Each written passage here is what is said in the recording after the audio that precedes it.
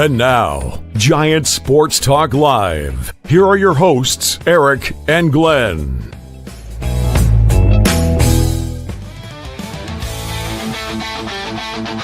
We're talking Giants every day.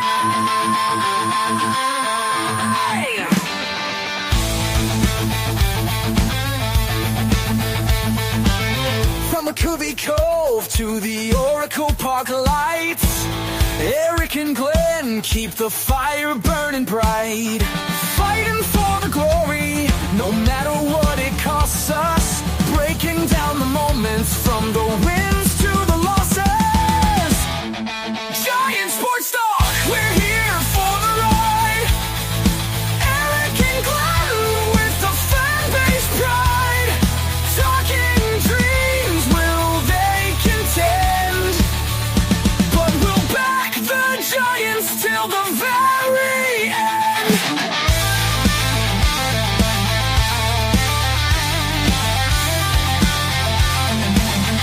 Let's go, Giants! Yes, yes, yes!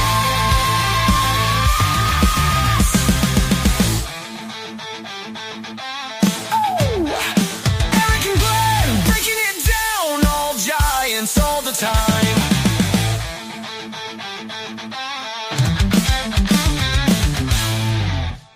Welcome to Giant Sports Talk Live here for Game 2, Giants A's. Holy shit, Glenn, your boy did it again. Oh, my goodness gracious. Dude, He's clutch. And you know what? The funny thing is, and I'm going to get into it tomorrow night on the Hot Corner, they just wrapped up Dan and Lou over on NorCal. And Did Lou they? says, calm down, calm down. He is not a clutch hitter. It's regular season. He's not clutch. I'm like, what? He leads the New York Mets all time in you know what I walk-off think? hits. No, it's He's my turn. clutch. He's It's clutch. my turn. It's my turn. I got him, man. I had to.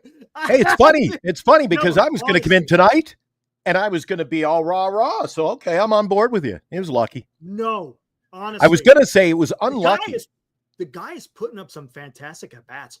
When the game is on the line, when there's no one on base, he's not so good. But when you get guys on base, he has that knack.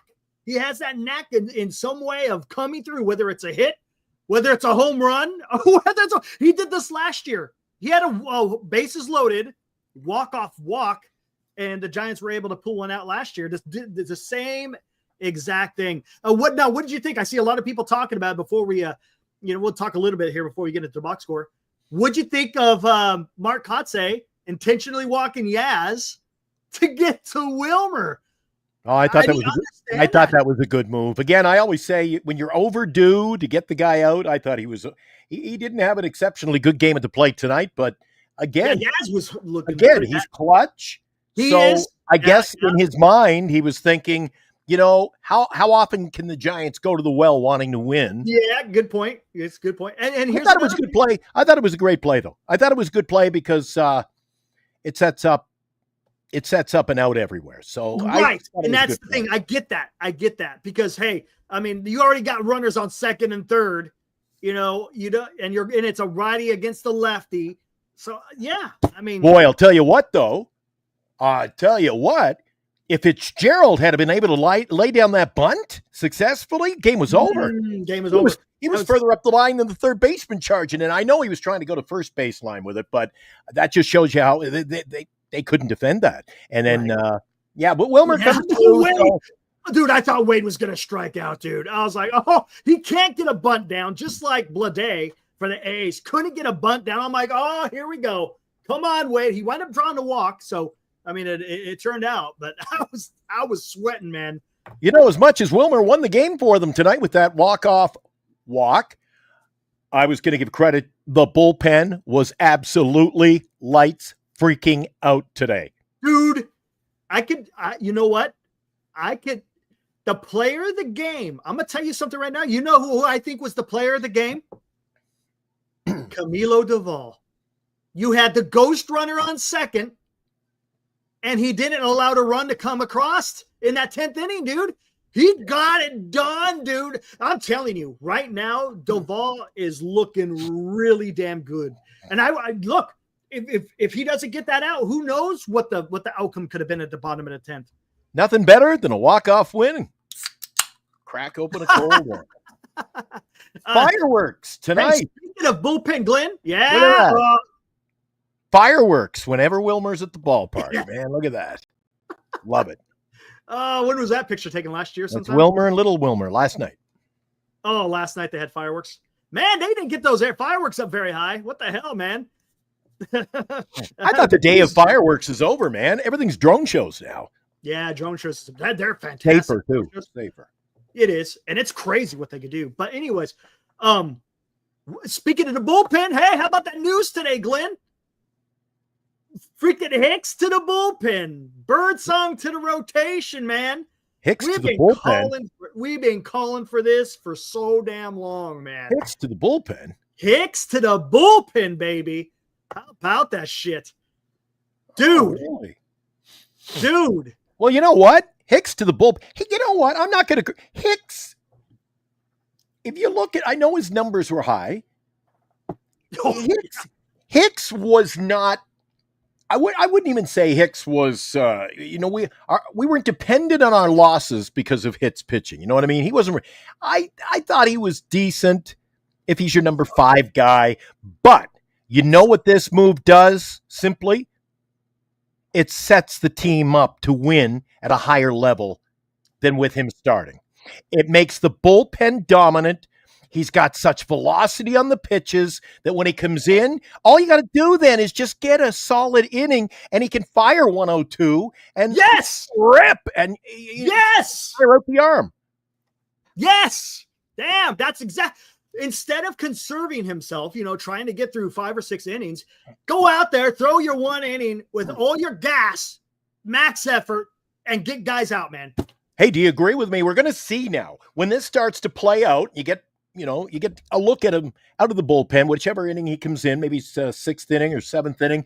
When you get to see him come into a ball game now, Eric, that's what I'm going to be watching the first time. Yes. Is he going to have the velocity? Because as a starting pitcher, the velocity was down. Is that because he was conserving energy, the arm for 5? He in his mind, he knows he doesn't have much gas after 5 innings, Eric. Right. Luckily to make it through 5.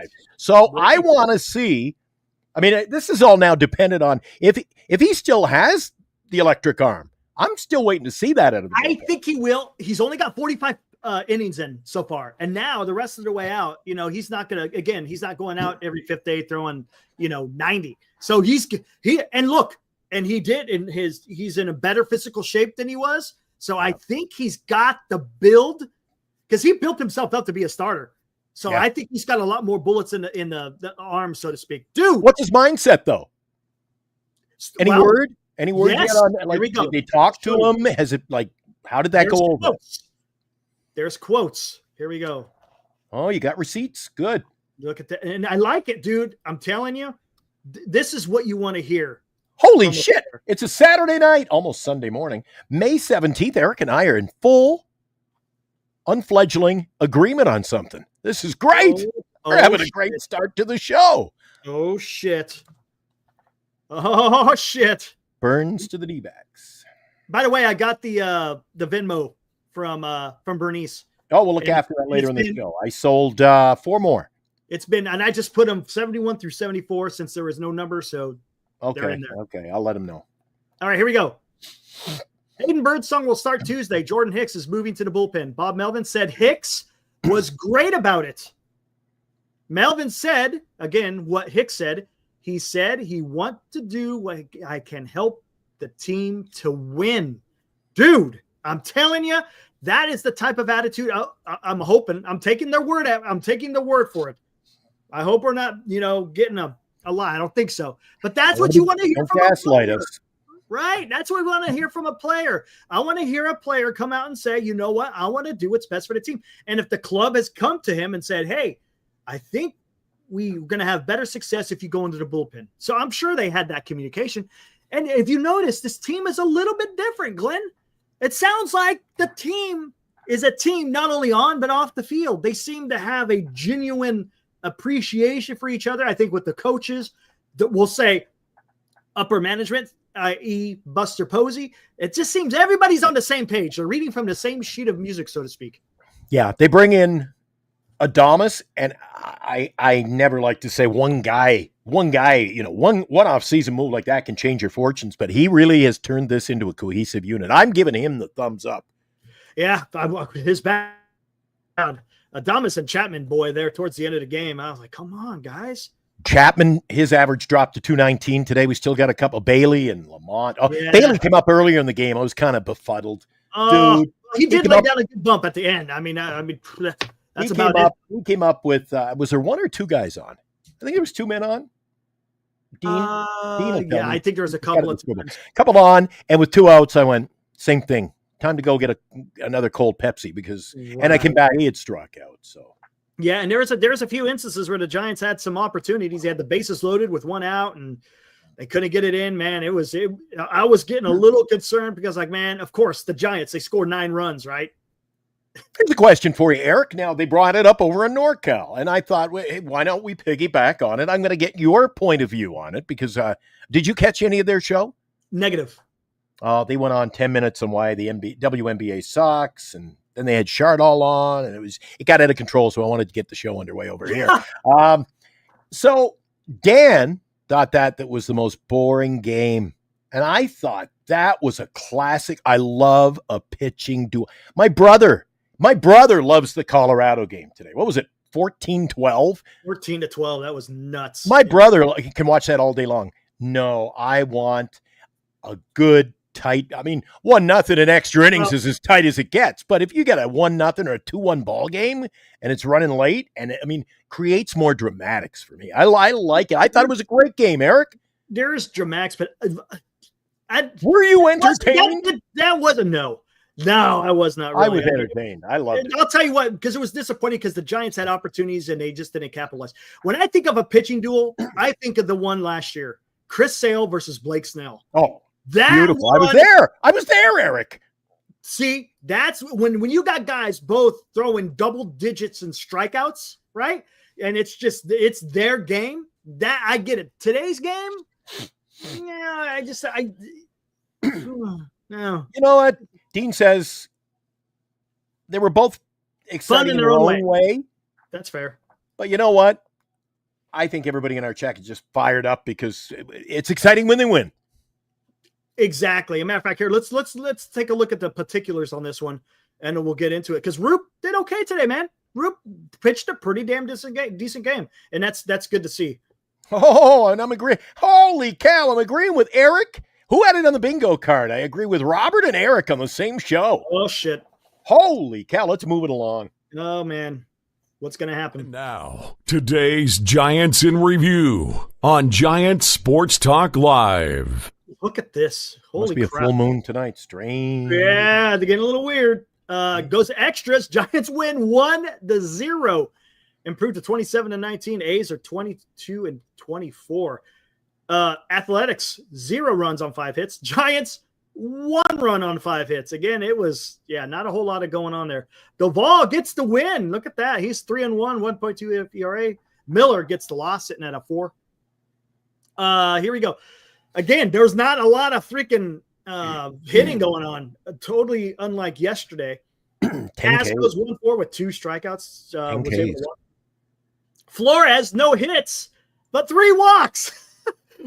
Totally different than yesterday. He had 3 home runs. He was 1 2-run home run away from a home run cycle. Today, exactly opposite. No hits, but 3 walks. Eric, so people are critical of Flores. He gets 3 walks. He wins the game. And they're over in NorCal. They want rid of him. Oh, he's a great trade piece right now. Bring something in for him because he's hot. I'm like, you want to trade your best player? What are you doing? And then if that was Lamont Wade Jr. walking 3 times, it'd say, see, that's why he's a great player. He's bouncing. He gets on base. We got to have him in the lineup. So you can't win, man. You just can't win. I thought, you know what? Wilmer's getting it done. Wilmer leads Major League Baseball now in RBIs. Well, no. He's one ahead of Aaron Judge. Oh, that's right. From today. That's right. Yep. So what the hell? Oh, yeah. Got to get rid of him. Well, I'll tell you, I think I see where they're coming from. It depends where the team is. In 2 months, if the team's out of it, he's a trade piece, just like Robbie Ray and Mike Yastrzemski and gosh, who else would be? Yeah, but people were over there. People are calling for his head now. Nah, that's a little premature. A little bit premature on calling it for it now. Absolutely. What else? I understand the reasoning, but yeah, it's too early to talk about that. Lee hits. Yeah, look at the rest of the lineup. Ramos 1 hit. Chapman no hits, 2 strikeouts. Adames no hits, 1 strikeout. That hasn't been updated either, Eric, because Chapman's down to 217, not 220. Is he? Oh, interesting. I wonder why they didn't update that. Oh, usually they update this. Usually they do that. Wade had a hit. How about that? A double, a little dying duck double today. Bailey no hits and had 2 strikeouts. Fitzgerald had a good game, 2 hits. I tell you what, having Fitzgerald in the bottom of the lineup changes the dynamism of this team, right? When you got a guy like that at the bottom of the lineup, and then when you turn over the lineup, it's pretty damn potent. Dean, you can speak to this because you and I have seen a lot of games at Oracle Park already this season, but isn't it ironic? So he gets on base with that little, what I'll call a flare double today, but yet when he couldn't hit a lick, and I mean, he got nothing for about 20, 30 at-bats, he was lacing the ball. And it was either directly at a guy or a big catch, or he was getting the meat of the bat on the ball and just could not buy a hit. And then he gets on second base with just a little weakling. I still don't understand what's going on the way because the night before he had a couple of hits. Then yesterday he just struck out twice, and then today, he had a nice or it wasn't really a solid hit, but he was able to get a double. So yeah, I don't know, man. He's piecing together a few hits, Eric. So if you want to go on and say that Wilmer Flores is not clutch, well, why don't you just say Lamont Wade Jr. is the opposite of just clutch? Well, see, the thing is to a certain extent, Flores is playing a little bit above what he normally does, and Wade is playing below. See, I don't think so, Eric. And my only debate for that is he's playing. What is the difference? He's an everyday player this year. Yeah, and the thing is that's huge. And I've always thought that if he could play that's why I said, Eric, with the possibility looking ahead that he would have a lot of at-bats this year and get in a lot of games. This is great, the fact they just throw him in the odd game at first and he gets to DH. Mm-hmm. The fact he's playing every day, that's exactly why I said he could hit 34 home runs. Yep, I mean, I mean, when the guy can hit 24, but he's only getting 90 games in a season, I mean, well, the sky's the limit. I tell you what, man, the DH is the best thing for him. Because I think if he was playing a position every single day, I don't think he is quite as potent as he has been. Again, because it takes a little bit more out of the body. So I think right now he's excelling. And you cannot make a move off of DH. And here's another thing is Encarnacion had a setback, so he ain't going to be coming back anytime soon, it looks like. I just saw him. He looks in good spirits, though. He was high-fiving. Is he getting long on the bench tonight? Encarnacion, he should be playing in Sacramento. He's playing in Sacramento. He was in the dugout tonight, Eric. He was in the dugout? Yeah. Ooh. He wasn't, he was in, the zip-up. Yeah, he was in the... That's not good. Yeah. But he's got tenderness in the... injured. That tells me if that's the case, that means he's because he was doing his rehabs in Sacramento. Wow. Yeah, I believe he was. But with this happening, I think it's going to be he'll be placed further along on the injured list. That's not good. Wow, that sucks. Oh well. What's his name? What's his name? My outfielder in fantasy. Jesus, his name escapes. The outfielder for the Orioles. Cowser? Cowser. Cowser. Colton Cowser? Yeah. So he was on the injured list. He was starting to rehab. Now he's on the 60. Similar injury. So they say he won't play till sometime late July. If not lucky. Good. But to the point, that means we're gonna have to stick with Wade. Sounds like it's gonna be Wade and Wilmer show at first base. That's what it sounds like. I think it's exciting.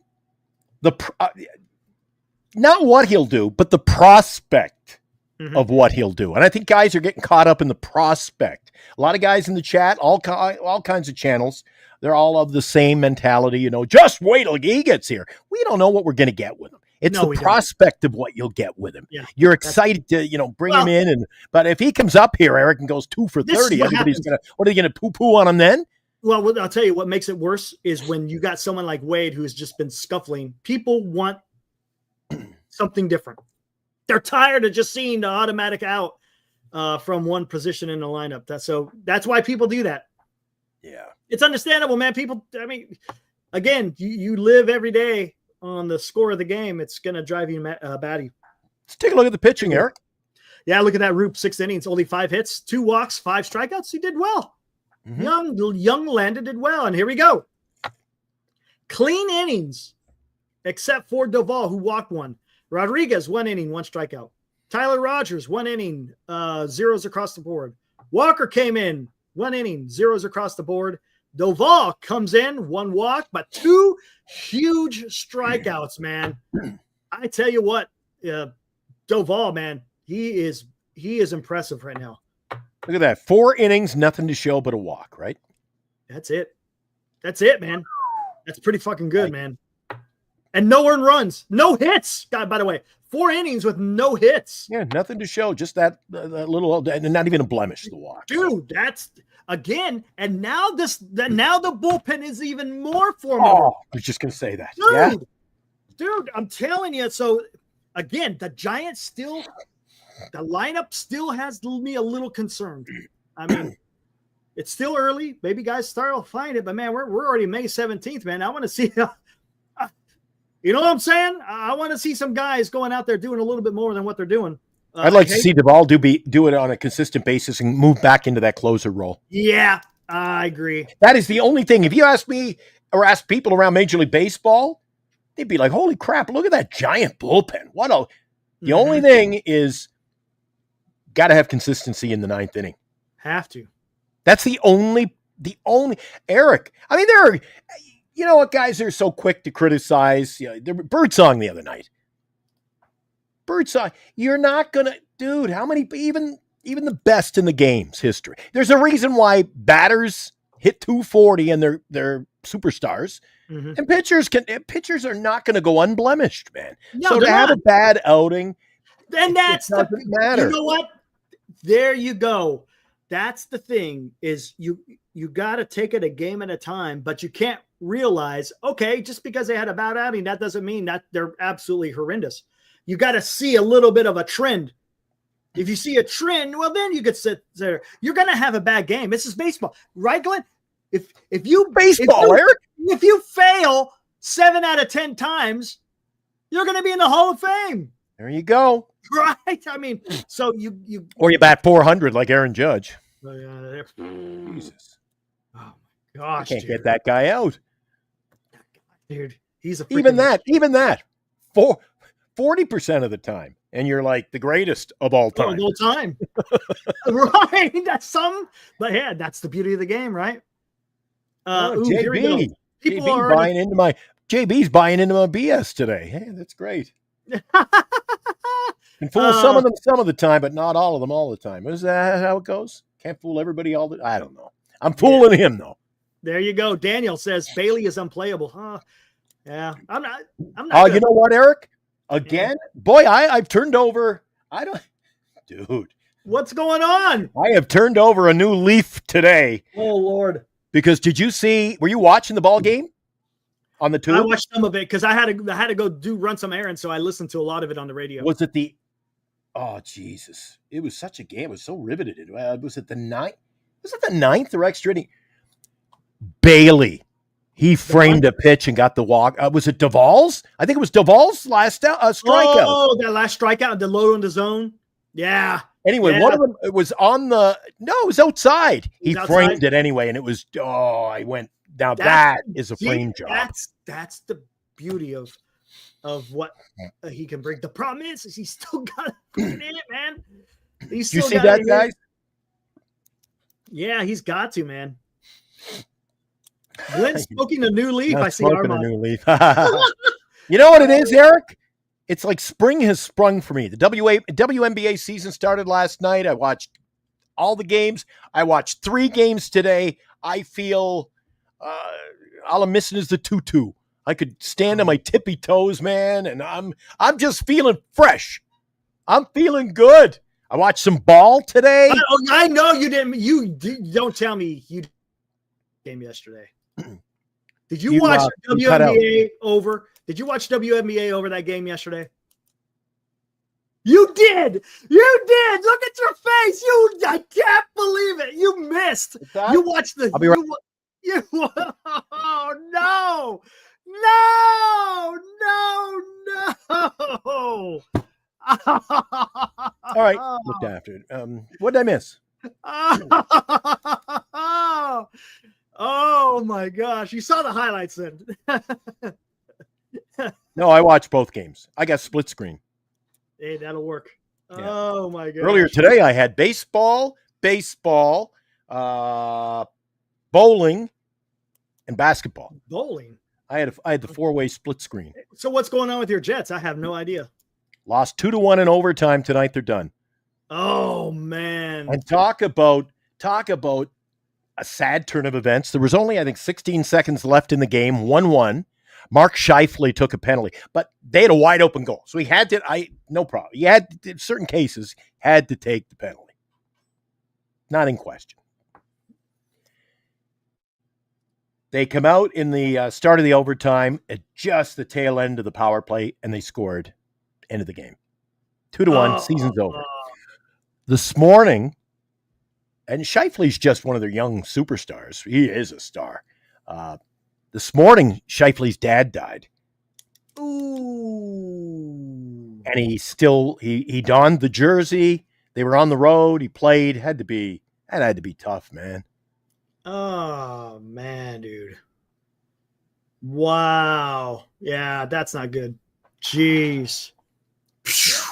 Anyway, it was tough. The Jets. I'm not a Jets fanatic or anything. I watch their games and go to a few games down the street here, but I didn't hear much. Usually I hear the horns about an hour after the game and people are driving, beep, beep, and I don't know. It's more a thing in Canada. Half the vehicles got if you see a pickup truck, they got to have the flags, authentic size flags flying on both. It looks very what I'll call Southern USA. Yeah, they do that around cars. Here. They got the mini flags, the mini flags with the little plastic hook that go in your back window. You pull the window up, and the little flags flutter. You see that during 49er season. You see that a lot here. Okay. Yeah, so I don't do that, but because I'm in such exceptional shape, I walk everywhere. I don't drive, so I just Exactly. Kyle, he chimed in here. Goes. The Giants called up Ramos, Matos, Luciano, Bart, Meckler, McCray, Wisely, and many others too. Let Eldridge bake. Make sure he's ready. Yeah, I tell you, man, he's doing something. He's doing something in Richmond there, Glenn. Dude, he's in Double-A. Yeah, dude, Double-A is where all the pitchers are. If you can hit in Double-A, you're doing well. Right now, he's batting at 293, and he's got a whole bunch of homers. Yesterday, he hit 2. So I think they move him up. I think they move him up to AAA, but you will if. There's no chance. They won't see him till at least a September call-up. Yep, 100%. That is the earliest you will see young Bryce Eldridge is going to be a September. Get him a cup of coffee. See how he does. And to be quite frank with you, Eric, if we have a winning record at the time and we're still 7-8 games up and we're still in the hunt for the playoffs, then why just leave him there? Because if you do not take the at-bats away from him this season. Agreed. Because what's he going to do? Come up here and get the odd game or a pinch hit and get him the at bats, leave him in AAA. Wouldn't it be unfair to him too, especially if it's a high pressure? Because look, in September, you might be fighting for a wild card. You don't want to put that pressure on him for his first. You know what I'm saying? Absolutely. Now, we're still agreeing on everything. If they're totally out of it, well, then okay, then there's no pressure. But yeah, man, we'll have to see. It's fun to see. Again, the Giants got another series win. They lost 2 series in a row, right? They got swept in Minnesota. Then they got the Arizona took care of business against them. But now they got another series win underneath their belt against a really good team. Look, the A's, man, they got a young team and they hit the ball. They hit the damn ball. So, I mean, for the Giants to be able to kind of quiet the bats, look what they did. They only allowed 1 run yesterday and no runs today, man. Webb had a fantastic outing. Webb, and then the bullpen came in. Or not Webb, I'm sorry. Roop, and then the bullpen came in. The pitching is keeping this team in it, man. They're going to hit that 79 win plateau I called for. I nailed it. I said they'd win 79 games, Eric. There you go. They're going to win 79. I never said they were going to win more. I didn't say they wouldn't win more. So, oh my God. I remember somebody came on the I have it. It's in the other room, but I still have the little, it's on an envelope actually. Do you remember the night we did our big preview and we were I was doing it in the other room, down in the bedroom. Yeah. Somebody said, Wilmer will get 15. 15 what, home runs? Yeah. Yeah, that was me. I wonder who that was. Yeah. So, we'll see. So we'll see. Eric says he's going to go on a major slide now, a big schneid before he can't hit. He can hit 5 the rest of the year. But I did say he was going to get a lot of RBIs. Remember? I think I said 65. I think I said 65 RBIs. Hey, Fujiman. You know what I'd be happy with? You know what I'd be happy with? I think if he hit, I thought if he hits 25 home runs, he's at what, 10 now? So if he hit, there's no reason he can't hit 30, Eric. Look, it's not out of the possibility. It hasn't even warmed up yet, dude. And he's just warming up. He got 10, and we haven't even got into baseball weather yet, Eric. It's true. Nope. He's got more home runs than how many's Judge got home runs? I'm not sure. I know Shohei, he's up there. Isn't Shohei at 16 now or something? Goodness gracious, man. I mean, 10. I mean, God, come on, guys. Come on. No, he's right now he's taking care of it. And you know what? I said this earlier when we were breaking the news about the bullpen. If Wilmer came out and just hit 25, that's huge, dude. Yeah, that's totally agree. Huge. I think he can be our first 30 home run hitter in Jesus. You know what? I mean, I can't disagree. Right? Honestly, I can't unless all of a sudden he freaking just falls off the planet. Yeah, man, his track right now. It's Dean? Okay, again, Fuji, thank you very much. Yeah, he goes, so who's the next MLB manager or GM? Ooh, yeah, you saw that news? Holy crap, Glenn. Baltimore's manager Hyde, gone. Fired him. Gone. Yeah, they've been, but then again, they've been a victim of circumstance. They don't have pitching, Eric. All they got Sagano. Okay, whose fault is that? It's not the manager. No, that's the ownership. Dude, why did they go out and get pitching? That's the nature of the beast these days. You can't fire the whole team. No, yeah, you can't fire. Yeah, I've always said that. Yeah. Dean, he says Wilmer is streaky. I think there was like 25 games between his 7th home run and last night. Yes. However, in his defense, I will say, and I'll argue with anybody who criticizes, and I don't think Dean is, but I'll give him the benefit of the doubt. What I will say is, look at what Wilmer brings to the at-bat. With 2 strikes, he changes his approach. I think he's the best hitter on the team, Eric. He'll slap the ball between, I've seen him do it a dozen of his hits. 2 strikes, boom, right past the second baseman between first and second. I mean, he's a very smart player. He's the Albert Einstein of players. And you know what I think he could be? Is it too early to say? He could be Major League Baseball, if not National League, comeback player of the year. Could be, yeah. Remember, he was hurt last year. Yeah, I know. He was. Yep. It's a good point. You watch. He'll be the comeback player of the year. Could be. No, that's a good point. Unless Clayton Kershaw turns it around, because he was today and he came back. Not very good. Gave up 5 runs. And matter of fact. Want to take a look at the out-of-town scoreboard, buddy? Yeah, and matter of fact, I'm having fun tonight. I don't know about you. I'm just fired up, man. I'm feeling good tonight. Nice. All right. Sorry I wasn't with you guys last night. I told Eric we had a house full. My daughter was in town. So, in fact, my daughter's friends were here. So I said, Eric, I can't do this. It's like doing the show in a nightclub here. There was music going, and they were laughing and hysterical. Hey, by the way, No. I put a nice little movie together with your little blowing a fart comment, dude. It's great, dude. It's absolutely great. I bet it is. Perfect. It's perfect. But I anyway, was on a roll. dude, that was so funny, man. Those comments were awesome. Wilmer's an all-star. There you go, Eric. He's an all-star. You know what? I can't argue with that because right now he's getting it done. He is. And I see people talking about, look, today it's too early to talk about trading him right now. He is ridiculous.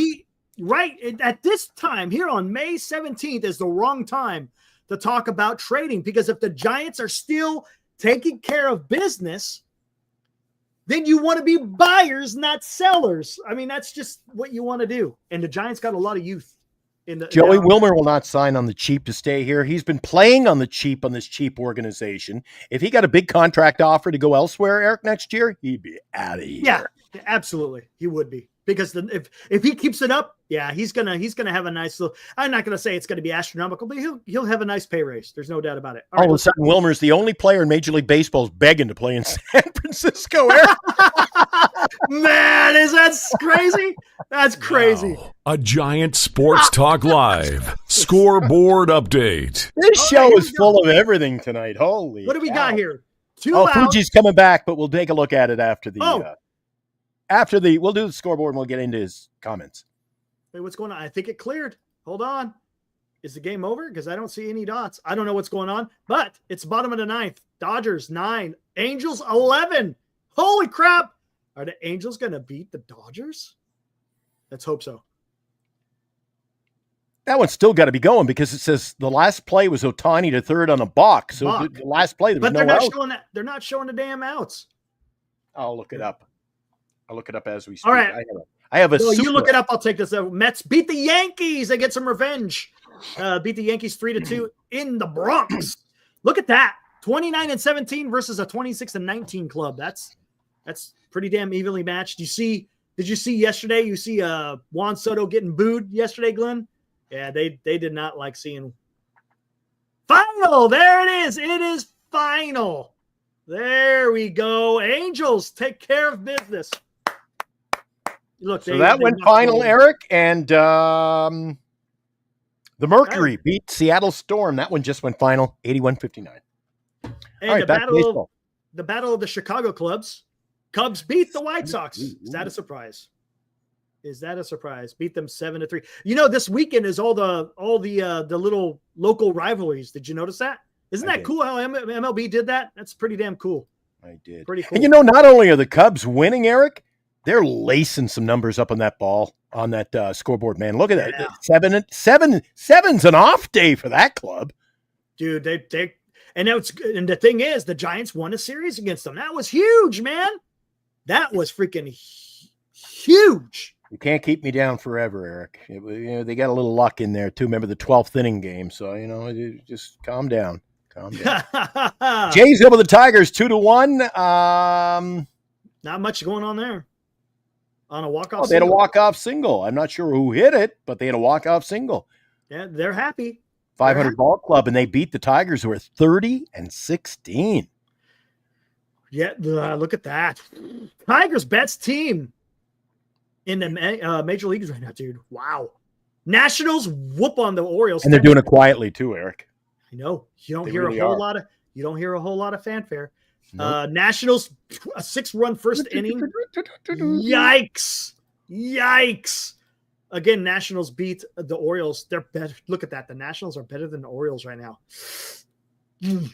Let's see. The Rays blanked the Marlins 4-0, out hitting them 10-6. Another great game for Chandler Stevenson, Eric, as the Rays pick up their 21st win of the year. Actually, the Rays, 21-24. I think they're happy with that. Yeah, I bet. Yeah.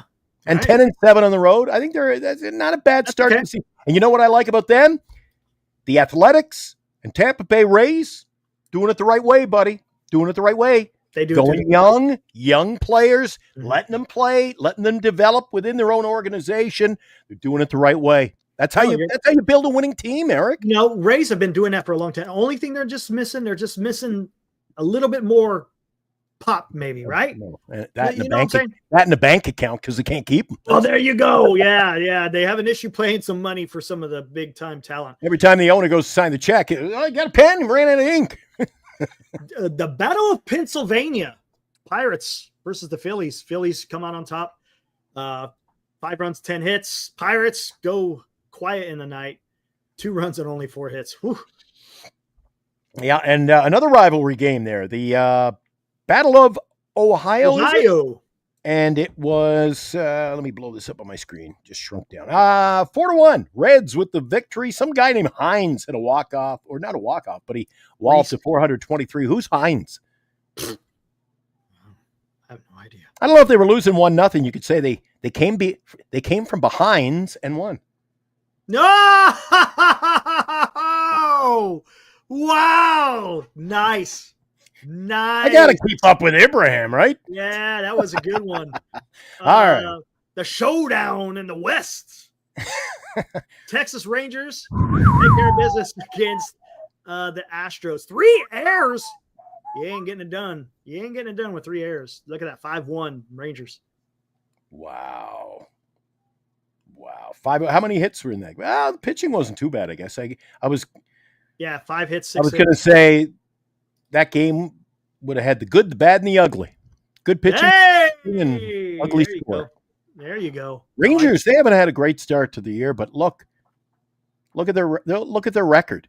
Yeah, they're good. They're good, man. And when I watch Major League Network, they're all over the Rangers. They were calling for Bochy's head not that long ago. It's like, come on, you just won a World Series 2 years ago, buddy. Yeah. Come on, get a grip, fans. Texas Ranger fans, get a grip. You know what? I could be wrong because I don't follow the Rangers per se. A little bit, because of fantasy and flipping around. I got the MLB package. Yep. You know when they seem to change their tune? It was getting Luke Jackson out of that closing role. Yeah, right. And DeGrom is pitching well. Evaldi has been pitching good. I mean, yeah, their hitting's just got to come back. Head down to Missouri and give me an update, Eric. Look at that, Cardinals. Look at that, another 1-0 game. Cardinals beat them on a solo shot by Jordan Walker. Only 2 hits by the Cardinals, but that hit scored a run. That's all you need, man. Wow. Red Sox outlasted the Braves 7-6 today. Couldn't have been a whole lot because I'm looking over and they give you see the little thumbnails there, guys? Not a whole They lot. didn't even bother throwing one up. They just wanted us to know it was a 7-6 final. Yeah, there it is. A lot. And you know what happened? They won by a run, and look, there was an error on the board, Eric. Yeah. What happens when you get errors? It could come back to no, absolutely. Like football, turnovers, you lose. Yep. So there you go. I was hoping I'd get that one. You got the good one of the day. Look at that. Go for it, man. Twins beat the Brewers 7-0. 18 hits from the Twins. Dude, what is going on with the freaking Twins? You know how many games they've won in a row? How many? 13. 13. Dude. So to a certain extent, the Giants ran into a freaking buzzsaw because the Giants were right in the middle of that. Holy crap. Will you call that luck? Well, I don't know. You think? They're playing. Look, 18 hits. Well, you can't. Hey, 18. Everybody would say number 13's unlucky. Oh, gotcha. Geez, you're a little slow. I'm on the draw. I'm on tonight, buddy. You got to keep up with me. On a roll. Don't ruin it on me. Nice. I don't come out of the foxhole firing every night. You gotta savor this. There you go. Look at this. Look at this. Go for it. That's yours. I just did that one with the Twins and Brewers. Yeah, 7-0 in that one. And then, dude. Good Lord. Can you bring up I want you to look at it was 14-12. And because we're having a good night, I want to bring up the box score. Take a look at how the runs. Look at this. Colorado scores 3. Arizona comes back and scores 3. Then Arizona scores 3. Then Colorado scored 3. Then 3, then 1, then none, then 3, then none, then 1, then 4, look at that. then 0, then 3, then 0. What happened? At that. I was following that one because did you see I picked up I was thinking I was an idiot, which I usually am. I picked up this guy named Beck, the leadoff hitter for Colorado. He was on our waivers. Nobody wanted him. Dude. Did well. Dude, he got me like 30 points today. He had 2 home runs. He was What Oh was my he? God, There he Tovar is. had 5 hits. Holy 5 for 6. My guy shit. Beck. There it is. Oh, I 3 wasn't for cluing in. 5, It's right 3 for there. 6. 3 for 5, 4 runs, 3 RBIs, 2 home runs, and a Farmer. walk. And look at that, Goodman. Who's Who the hell? Goodman? He was 3 Good. for 6. McMahon. Is he on the waiver? Is he on the waiver wire? He might be. Farmer. And then that's pretty much where it ended. Oh my God, dude. Who would have Hey. Oh, the pitching. Look how many they went through. Oh my gosh, dude. Gosh, dang. Zach Gallen. Zach Gallen. If you had him in fantasy, man, he usually comes through with some play. He was a no-show today. 8 hits. He left numbers 6 on the earned. board. Marquez, 7 hits, 5 earned. Beeks was cheeks. Who? Not Clarence? even an inning. Clarence. I saw his name the other night. Clarence Beeks is who I think. You know Clarence Beeks? No, I seen him. He used to be in the chat all the time. Yeah. No, there's a guy. Okay. You don't know Clarence Beeks? Nuh-uh.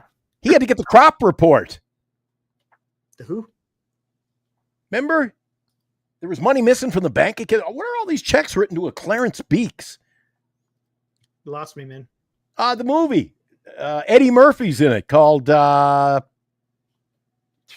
don't know. the 2 old guys playing the stock market. Oh, I know. Yeah, see, I never seen that. Never seen that. Oh, you didn't see that one? No. Trading Places.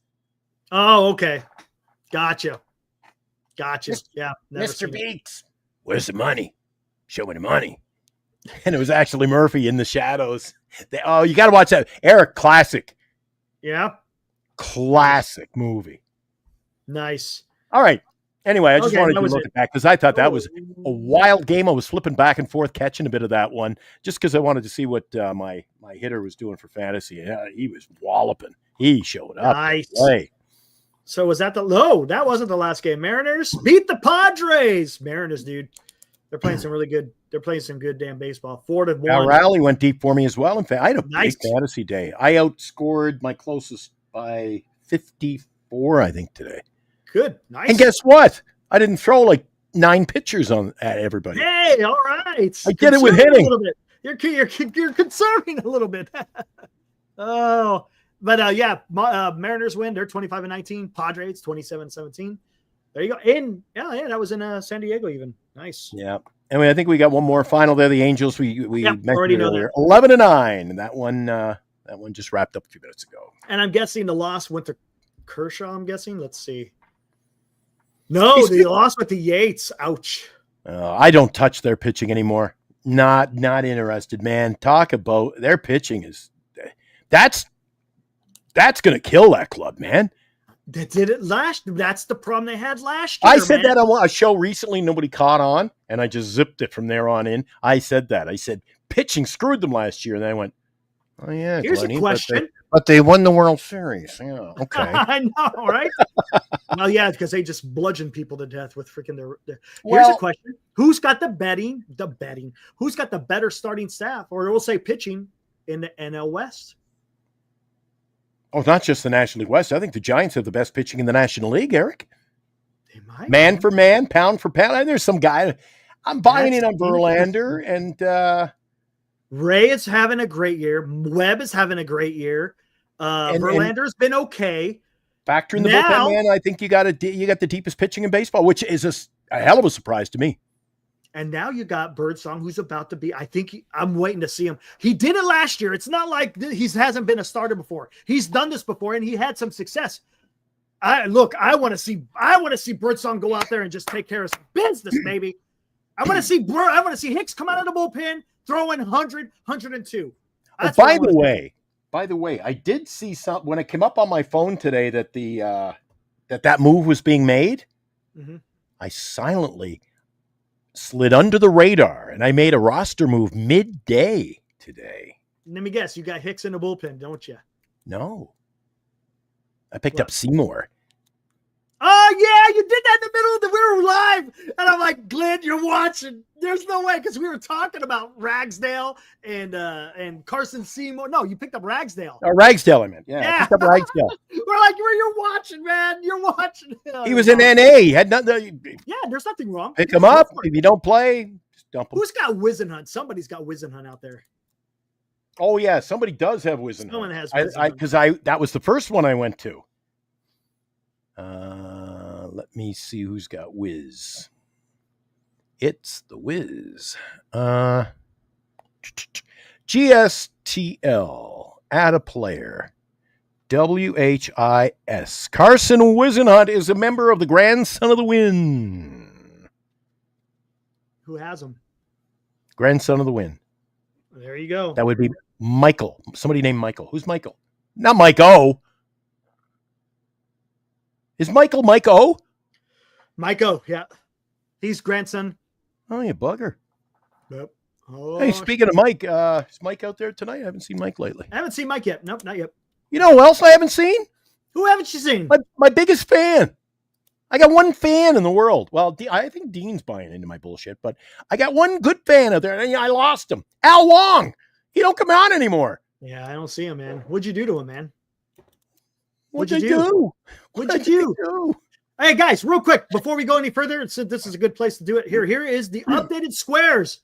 You see where I got Lenny down there? 71. DJ Lenny, yeah, he bought 4 from me. Eric, I sold I sold 28% of the board there. Yeah, yesterday we sold 3. We were able to sell 3 yesterday. Again, guys, if you are interested in dropping $20 to get a square where you have a chance to win 4 tickets to a Giants game, front row tickets, by the way, guys. And again, you're helping a great cause. And before we go any further, let's pick up the phone, dude. Call a friend. I was doing a business deal with DJ. I call him DJ Lenny Leonard in Toronto. We were on the phone yesterday or Thursday, actually. I said, "Hey, Len, we got this event going on in my little podcast to do with Eric Romo. You want to help support this? It's only $20." He goes, "Can I buy 4?" Yeah. There you go. And then a few of the other guys on the board there I sold just because I said, "Hey, you want to support the cause?" They don't even watch the show. They're not Giants fan. They get their own thing. Lenny's a ball fan, though. He likes Toronto Blue Jays. He goes to the Jays games once a week. He goes to 1 game a week with his wife. And nice. And he says, "Yeah, could I buy 4? It sounds like a great cause." I'm like, there you go. Pick up the phone, guys. Come on. How come we didn't get guys who are buying them for their money? Guy, slip one in a little envelope, give it Mother's Day. Say, "Mom, put your name in there." Huh?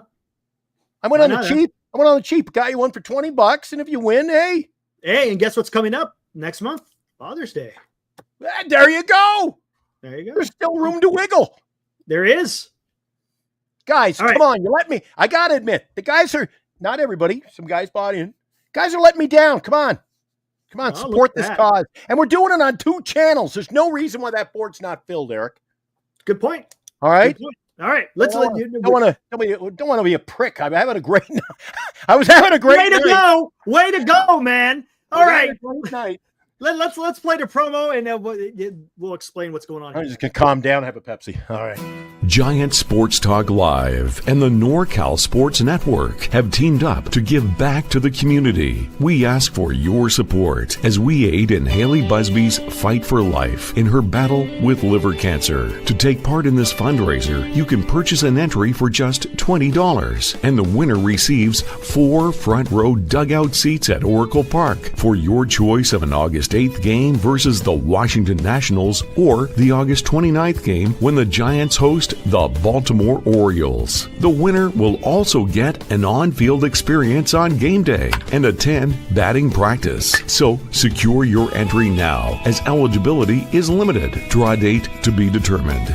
The Busby family, Giant Sports Talk Live, and the NorCal Sports Network thank you for your participation and contribution to this worthwhile event, covering the San Francisco Giants and giving back to those in need in 2025. Giant Sports Talk Live and the NorCal Sports Network.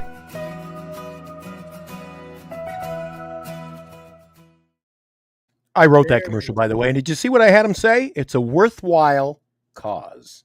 It is. No, absolutely. That is no bullshit. It is absolutely 100% a worthwhile cause. And here we go. This is the updated. I just put it up there a bit ago. By the way, guys, there's one thing you won't win in the prize. There's one thing we're not giving away in the prize, Eric. What's that? Unless my eyes deceived me, Want to play a game of I Spy with my little eye? Go for it. How long ago was that? What year was that picture from? Because if you look, isn't that Estrada? You got Soler and then Estrada. You won't see Soler. You won't see Estrada. Nope. It's number 8. Nope. Conforto. Yeah. Yep. You won't see those guys. You'll see number 41, though. Maybe he'll have a big game. He might. There you go. But again, that photo is just used to represent where exactly the seats are going to be. I never noticed till when it was playing there. I was sipping on my Pepsi. I leaned back and I said, "Oh, it was the headband." He goes, "Is that Estrada?" Yep. And Estrada. Yep. That tells you. I mean, that was last year. They unloaded him and dude. Where did he go? That was last year. A totally different roster. It really is. But there you go. That's the available squares. So if anyone is interested in wanting to purchase a square, again, just let me know. I will throw up because the codes that are on there right now, it might be hard to scan. I got the actual QR codes. I could bring them up on the screen. It's a lot easier to scan. And then all you got to do is put in your request on what square you would like. Otherwise, we're just going to throw your name in an open square. That's how it's going to work. So I want to thank Lumpy, better known he's better known as Lumpy Steve. He bought how many did he buy? Did he just buy one? You got Siebes. I think that was your guy. Siebes. He bought one. Lenny bought 4. Oh, yeah. Lumpy bought 2. He's got number 4 and number 66. And then Lenny bought 71, 72, 73, 74. Brian Siebelak got 37. Big Winnipeg Jets fan. He's not talking to me. I texted him. He will not reply. Hey, actually, it was funny. He's sending out Toronto Maple Leaf memes today. Oh, not good.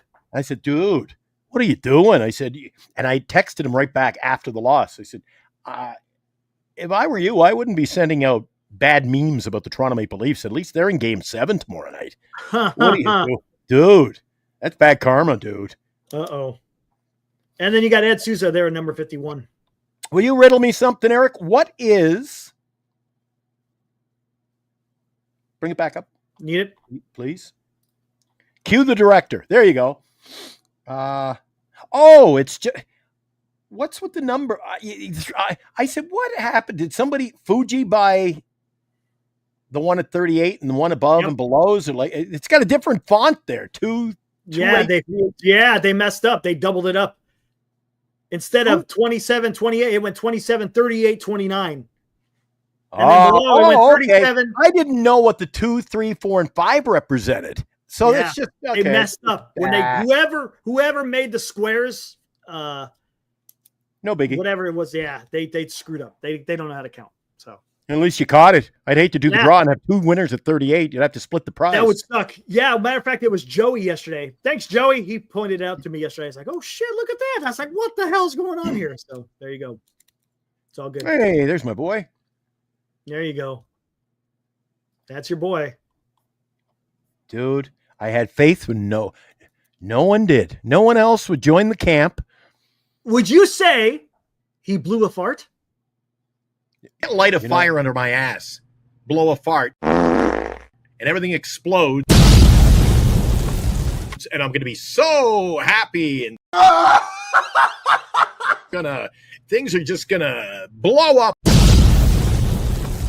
all around us.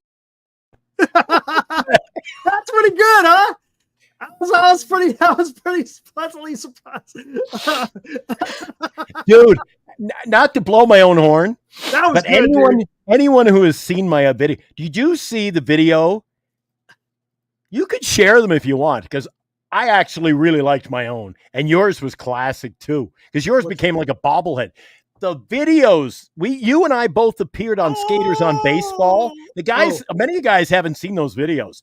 Dude, if I was going to apply for a job on sports radio tomorrow, I would use the video and part of my presentation, because he lifted, and you know how wiry I can be. Well, he lifted everything, and I yelled for 80 seconds. I'm just yelling and talking about bars and drinking at the game, and I'm going crazy. And then talking about the shorts that they did. Hold on, yes, and yours. Oh my God, I like yours. Great. Mine was just yelling at the camera. Yours, he turned you into a bobblehead. I know, dude. Those are great. Hold on, here we go. I give him credit for that. Let me see something. I don't know if he made the Giants game last night. Greg. You know Greg over on Skaters? We know him as Skaters on Baseball. Here we go. He bought in. He used to poo-poo. He's not poo-pooing anymore. Yeah, he's bought in. Oh, by the way, did you download those pictures? You got to show the pictures, man. You got to put them up here. You know what? I'll do that. We'll do it Monday night. There you go. We'll do it Monday night because he would poo-poo. And I told Eric, I said, how come I get texts from him? Oh, Jesus. I remember. It makes me laugh, actually. I've seen it 40 times. All right, here we go. Guess who's the Valkyries now? Biggest fan. Trying out. The guy, I think, is trying out for their mascot job. They're looking for a mascot. Are they? Oh, I'd love to do that job, dude. Oh, shit. Yeah, but you can't talk. You just stand out there and. That's great, though. I'd have a ball. All right, Eric. Hey, look at Sean. I wish you had to use yours first, but let her rip. Hold on. Here we go. There's a couple of them of mine. That we'll have to. Yeah, the one. Here we go. You have square 48, not 38. Are you sure, Fuji? You got to let me know. Then I'll fix it. All right, here we go. Let's do this. So what do we got for a topic tonight, boys? Lamont is back. That's it. We're fed up. We're taking a night off. Win one for the Gipper, guys. Oh, the defense has the ball. We need the season to get going, guys. I'm fired up. Not Soler all over again in the leadoff spot. What happened to going to camp? I wonder if Judge is playing today. You're a Dodger fan. No, I'm just telling it like it is. I equate that to signing a guy like Rodney Mullen or Mark Gonzalez. That's all you Skater fans out there. Everybody wants to sit there and take selfies. I paid for this. What the hell are you talking about? What has baseball become, guys? Hey, highball, $2. They got a bar set up. We've moved up in the world, baby. Boys are topping out. Wow. Christian almost had a malfunction in the set there. Oh, has Eric seen that one? I want to have some memories this year, boys. Dude, that's freaking awesome. That is freaking awesome, dude. I'm almost tearing up now. They made me laugh. I'm like, dude, you were screaming. Do I yell? Do I yell that much? Yes, you do. Holy cow. First time I watched that clip, I went, who's that? The kid's good. Oh, it's me. All right, right on, Fuji. Well, hey, Fuji, you got him at 48? All right. Oh. Right on. I'll get that fixed in a minute. Now, they did a promo for when I went on their show. I liked your promo. This one's great. What's up, Skaters? The Giants could have had Max Fried. How do you like it here? Greg from Skaters on Baseball. What's up, man? I need someone to bump this off of, man. Nobody is going to be able to flash him money. I was looking for some news. This is not exactly the news I was expecting. Again, guys, I'm just trying to figure this out.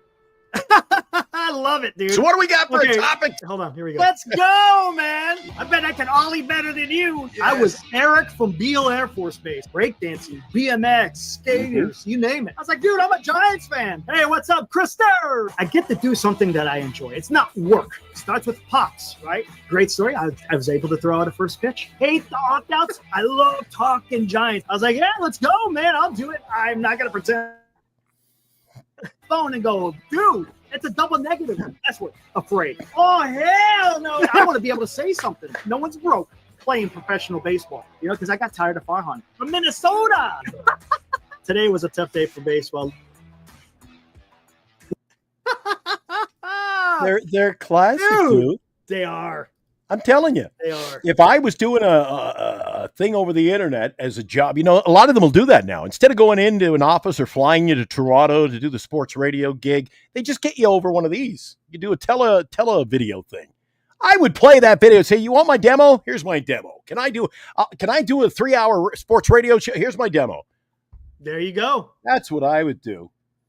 Usually when I do them, when I used to send a resume out, I'd send a picture, but it would be me like dressed up as like a fisherman, with a big yellow hat, the sou'wester, and the yellow jacket. I dress up as a fisherman or a farmer.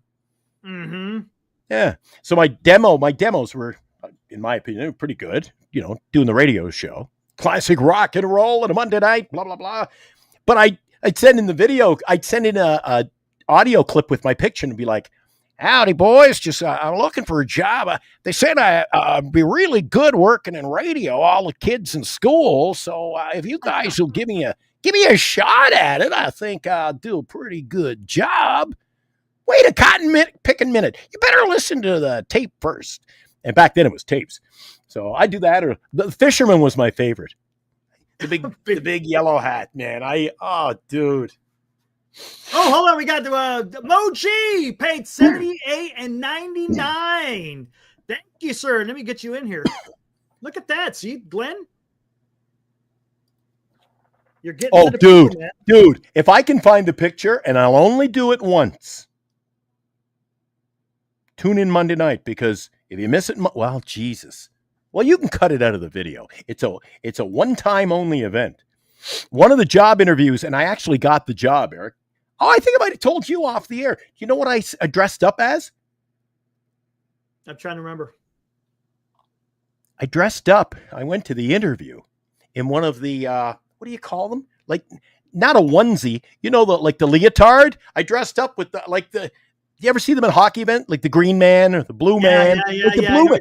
I dressed up in a one-piece leotard. And they go, well, first thing, the owner was in the building. He's like, What? Who the fuck is this? Well, what? That's going to be our new guy. That's our new guy. And they go, that's the guy who's applying for the job. He goes, hire that man. I got the job, man. That was in Fredericton, New Brunswick. I went to do news and, mostly sports, but I filled in on newscasts as well. You did? And they're like, dude, that's the most creative guy we've ever had in the building. I said, dude, I'm all about having fun. And, dude. There you go. Okay, here we go. This is updated. So Moji got you in at 78 and 99. I moved Fuji down to 48 from 38. So we are good to go now. Look at that. Fuji wasn't feeling the love at 38, was he? Yeah, I guess I know why he wanted 48. Yeah, the Panda. He was next to Siebes. That's why, and he's known to blow a fart once in a while. All right, here we missed a couple of here. Here we go. Flores, thank you again. Fuji donating these $2. Thanks, buddy. Much appreciated, buddy. Flores risks IL from all the Gatorade showers. That's pretty good. Fuji Simeon, I like it, dude. It's, you know what? Don't take that lightly. Do you ever watch some of the Gatorade showers? They got to be careful, dude. You ever see some of the malfunctions? They hit them in the neck and the head, and dude, dangerous stuff. We're all straight now, Fuji. All straight. Can I post the Venmo? Yes, I can, Armand. Right on. Venmo is right there, buddy. Venmo, PayPal. I send all the payments by PayPal. We can work something. Dude, taking your money will not be an issue. It's getting the money. Come on, guys. There you go, Armand. Hey, look at that. Armand stepping up. Dude, Armand, appreciate that. He's all the way in New York. Look at that, man. Come on. Come on, guys. This guy's in New York and he's going to donate $20. Right on, dude. You're freaking awesome, Armand. See, that's like all my guys are up here in Canada. I said, well, we'll figure something out. We'll either sell or we'll raffle yours off and we'll give you part of the proceeds. Or they're like, it's for a good cause. I'll just buy 4. All right. Yeah, there you go. I think that should be good enough there. And although I will say, Eric, I'm not going to speak out of turn. Let's say Siebes wins. Then we'll get Siebes on the show. He can decide. I'm not going to take somebody's not going to win it. And I'm like, oh, you can't have it now because you're not living there. They got the right to do what they want with it. So, but what I heard with most of the guys I sold 1, 2, 3, 4, 5, 6, I think 7, 8 of mine. And they said, it's all about it. It's not about winning. And that's the right attitude to have, Eric. Nice. Yep. Yes, he did. Blake Snell did get hit in the head with the cooler lid when he touched that no-hitter in Cincinnati. Yeah, didn't he get pissed off? Yeah, I got a little mad. Not like a team guy or nothing. Oh, Fuji says 48 was his little league number. Again, $2. Thanks, Fuji. Forgot about Panda was 48. Well, there you go. Hey, works out both ways there. Killed 2 birds with 1 stone, man. Right on. Where's Cole lately? Cole's have you seen Cole in the chat? Yeah, Cole was in. I think he was in there the other night. Yeah. I haven't seen him tonight. He was taking shots at me on one of the shows earlier today. Oops. Uh-oh. Yeah. He was in a show. Shots? He was taking a show. That show, I caught part of it earlier today. My nose was growing there for a minute. I let the pat out of the back. I told you. I knew it. Oh, man. You said it right after Danny caught it. And I'm like, you buggers. I had the phone right here. I don't have notifications set. I don't have notifications set. We know. As soon as I picked up the player, Dan is like, Guess who Glenn just picked up? And you're like, he's watching. I'm like, you guys make moves. I never see them. You got to turn on notifications. You'll see them. Guess who messaged me? He goes, you want to work out a deal? Uh-oh. Who? Your boy, Robbie Dizzle. Yeah, there you go. So it must have been Wilmer. He must have been getting losing the admiration for Wilmer because he messaged me Thursday. He goes, I'm going to send you a deal on the weekend. So I get a hold of him. He goes, no, I changed my mind. I'm just going to sit on what I got. I'm like, oh, God.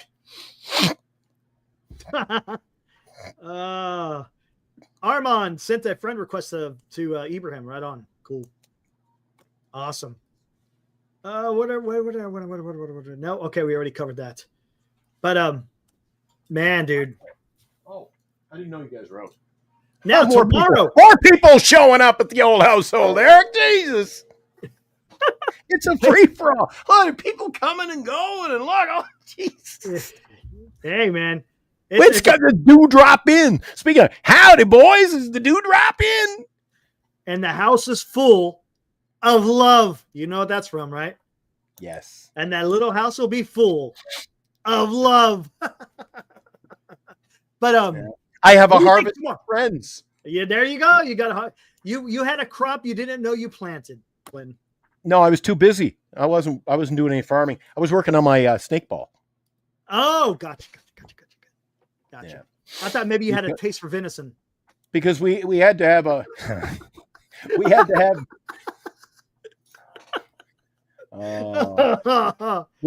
we had to have a second game because we lost our first game. And even though Montague thought my snake ball wasn't a sound investment, once we found out that there could soon be a death in Walnut Grove, we had to. Yeah, I gotcha. Hey, what's wrong with Albert? Son, what's wrong? Yep, tough times, man. Tough times. But I got a question for you before we go any further. You want to talk about? Something came out to. I haven't talked to you about this on the show or off air. So I'm watching Little House the other day, and I think it was one of the part of their movie. But there's like 5 of them that are movies, and they show them on TV. Yeah. On my one of the packages, I got Pluto or one of my. There's the pilot. Then there's the one where they kidnap Laura's kid at Christmas time. There's that one. Then when Albert had the sickness. Yeah. Everybody. And the last farewell. I'm small, but I'm wiry. Yeah. So I'm watching it the other day. And was it it was windy here today. Correct me if I'm wrong. Is it the one, where Albert gets into the morphine? Yeah, that's Going Home. That was season 9. So Laura, in a lot of those short ones, the long ones, the movies. I know what you're talking about. He always voices Kids, the voiceover. Yeah, I know what you're talking about. Because he like came Harvest back. of Friends. He comes back as Dr. Albert Ingalls. Yeah. But in the other movie, he dies before he can come back. So I'm like, wait a second. What? Because I think that special was made after the fact, and I don't think they remembered, or maybe they just said, "The hell with it." He died. How can you forget? Yeah. Who knows, man? Blame Michael Landon. He was the one. I'm blaming. I'm blaming Blanche. How about this? How about this one? Remember? I knew you would know, but that's true. I can't remember what season. Remember Author? Remember Author? Yes. Yeah. Who was it that was the author? Laura's dad. Okay, but in The Christmas They Never Forgot, her father was not her father. Remember, she had a stepfather. That's right. So there you go. Remember, he wanted to carry on the name and all this other stuff. In Author, he wanted to carry on the name, but in The Christmas They Never Forgot, there was no name to carry on because it was a stepfather. Look at this, man. What are we talking about, dude? You know what? We see each other's point then that this was not, I don't know what they were doing, man. How can you you can't just do the show for the sake of doing the show? Look at this. Look at Chardon. The phrase "little house will be full of love" is a sentiment often associated with Laura Ingalls Wilder. What do you do? Chardon. He Googles everything, by the way. He Googled what we were talking about. Yes, he did. God. We know, Chardon, we know what we're talking about. We know what we're talking about here, Chardon. We don't need Google. We're experts on the Little House series. You know how they that book, author, that was not some good penmanship. That was not a good book. But they managed to sell out. You know why? Yeah, Harriet. Yeah, found out that little what is that scrawny little, what did she call him? A scrawny little scrawny something. I can't remember. Yeah. Because he said, people, I'm glad you did. She said, I want nothing to do with that book because she didn't want it, she'd feel like second fiddle. Right. So he said, well, I'm really happy you're not taking the book. Oh, why?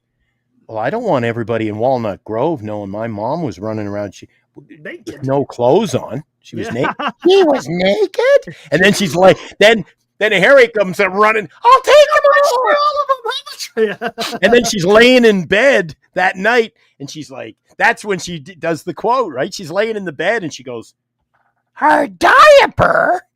A diaper. That's what it was. Diaper. Look at Armand chipping in. He's got number 9 and 20, man. See, that's what I figure. The more we talk about Little House on the Prairie, we're bore them. They go, no, just buy a square. Shut him up, man. Oh, yeah. Armand is in. Well, it's not really gambling, Eric. What? No, this isn't gambling. The church does bingos. Well, what happened? What if we give all the money we make back to the church? No. We do a turkey raffle. Is that any different? Yeah, the turkey. Well, raffle. They do the turkey raffle. Oh, and they do the snipe hunt. The snipe hunt. Remember the turkey hunt? Yeah, my wind. I seem to recall my windage was off that day too. That was a good episode. I don't remember you bagging a turkey. Yeah, you're right. It was kind of windy. Oh man, dude! He wanted to get back to town anyway. He wanted a little more Christmas cheer. Yeah, remember they had to put the rocking horse together. He didn't want it to have 2 heads. Yeah. Oh man, he couldn't find the 10 pennies. Oh, Eric, I love that show, man. Dude, it's awesome, man. I can't get enough of it. I love it, dude. Yeah, I love it. And then it's up to, and now we're updated. All right, we got some more updates going. We've got number 9. What other baseball show can you go to and hear about a snake ball? Nowhere. Right? Nowhere you're gonna hear. Oh, real quick, because we're going all right. Before we forget, what do you think? You think Verlander gets his first win tomorrow? The Giants sweep?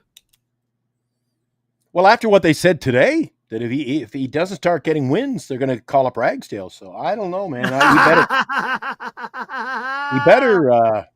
You think he do? Honestly, do you? I mean, the way Verlander's been pitching, I don't know. You think? You know what I'm worried? Know what I'm concerned about, Eric? Because it's the 3rd game and they don't want to be swept. At my law of averages, you said it a few minutes ago before we went off on our Little House walk through Walnut Grove. I said that, or you said 2 games, 1 run. Yeah. That could spell disaster. Yeah, I can. Who's pitching? I don't know who's pitching for the A's tomorrow, but wait. I'm going to look it up, but I think it must be. Isn't it Beto's turn? Is it Beto's turn? I don't think it is. Or is it? MLB. Mike O wants to know. He's in here, by the way. Mike O's here. Glenn, why did you pick up Ragsdale in fantasy? Roll to in your new tuxedo. Just bust a move. Jeff Springs, another lefty. Uh-oh. Yes, Springs. Uh-oh. But Springs hasn't been pitching well. I look at the fantasy, right? So when I saw Springs, I said, maybe I'll pick up Springs for Sunday. When the guy's -9 and -6 for the day against like Miami, I said, nah, maybe he's not the right course of action. He needs a snake ball. Yep, exactly. Or as Montague would say, it's not a wise investment. Exactly. Hey, did you see Booney last night on the show? He was pretty good, huh? Mr. Locked on A's. Good stuff. No, I was watching WNBA last night. I didn't. Oh, that's right. Goodness. Yeah, he was good, man. Again, he does all the post games for the Ace. It was fun, man. Had a great time. He texted me, said he had a blast on here. So yeah, that was good stuff.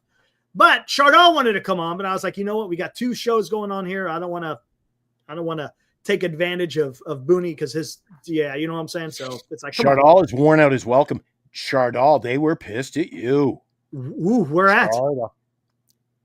Chardon doing Chardon things. I want to come on. I want to come on. I want to come on. Send me the link. I want to come on. I want to come on. Dances. You know what?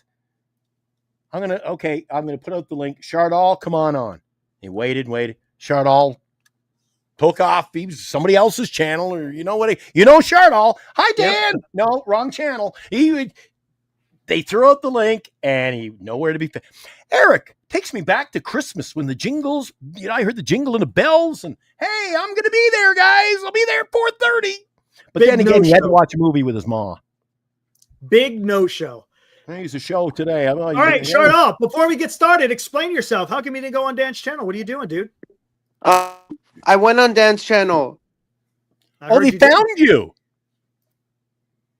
And I went on his channel. I just called into onto his channel. Tonight? Okay, good. Tonight.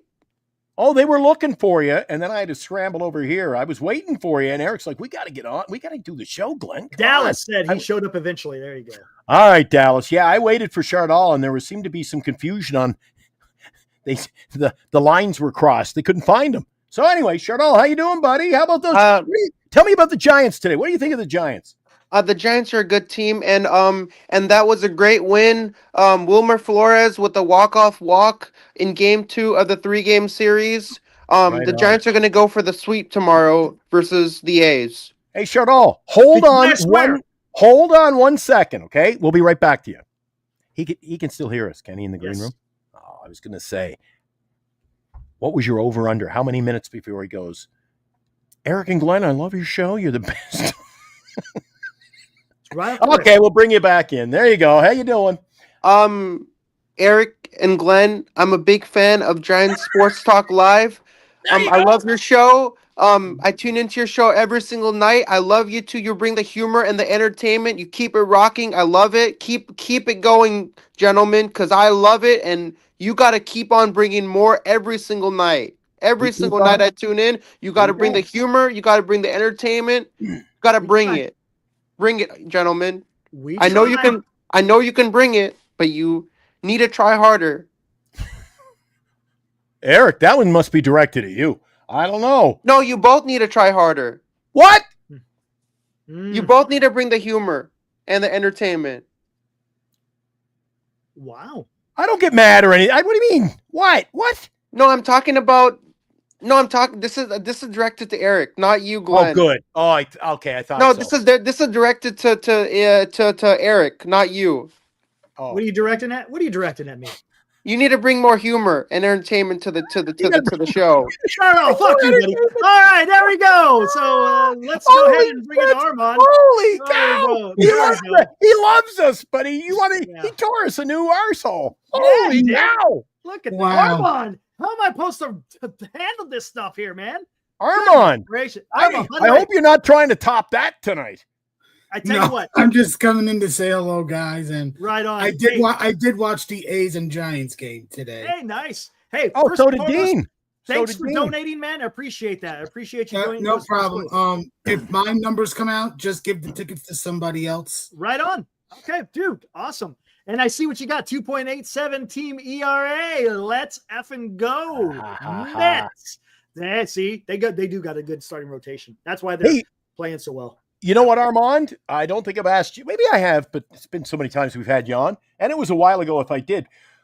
I remember when we first started the show. I remember when I come over the freeway, and I'm just about at my condo. So my freeway comes right in and down in front of Oracle Park. And I live Eric's seen where I live, a couple of blocks away.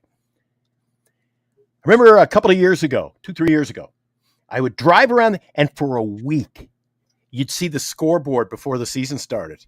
And up on the scoreboard for a week, they had a player's picture up on the scoreboard in a Giants hat and jersey. It was freaking Kodai Senga.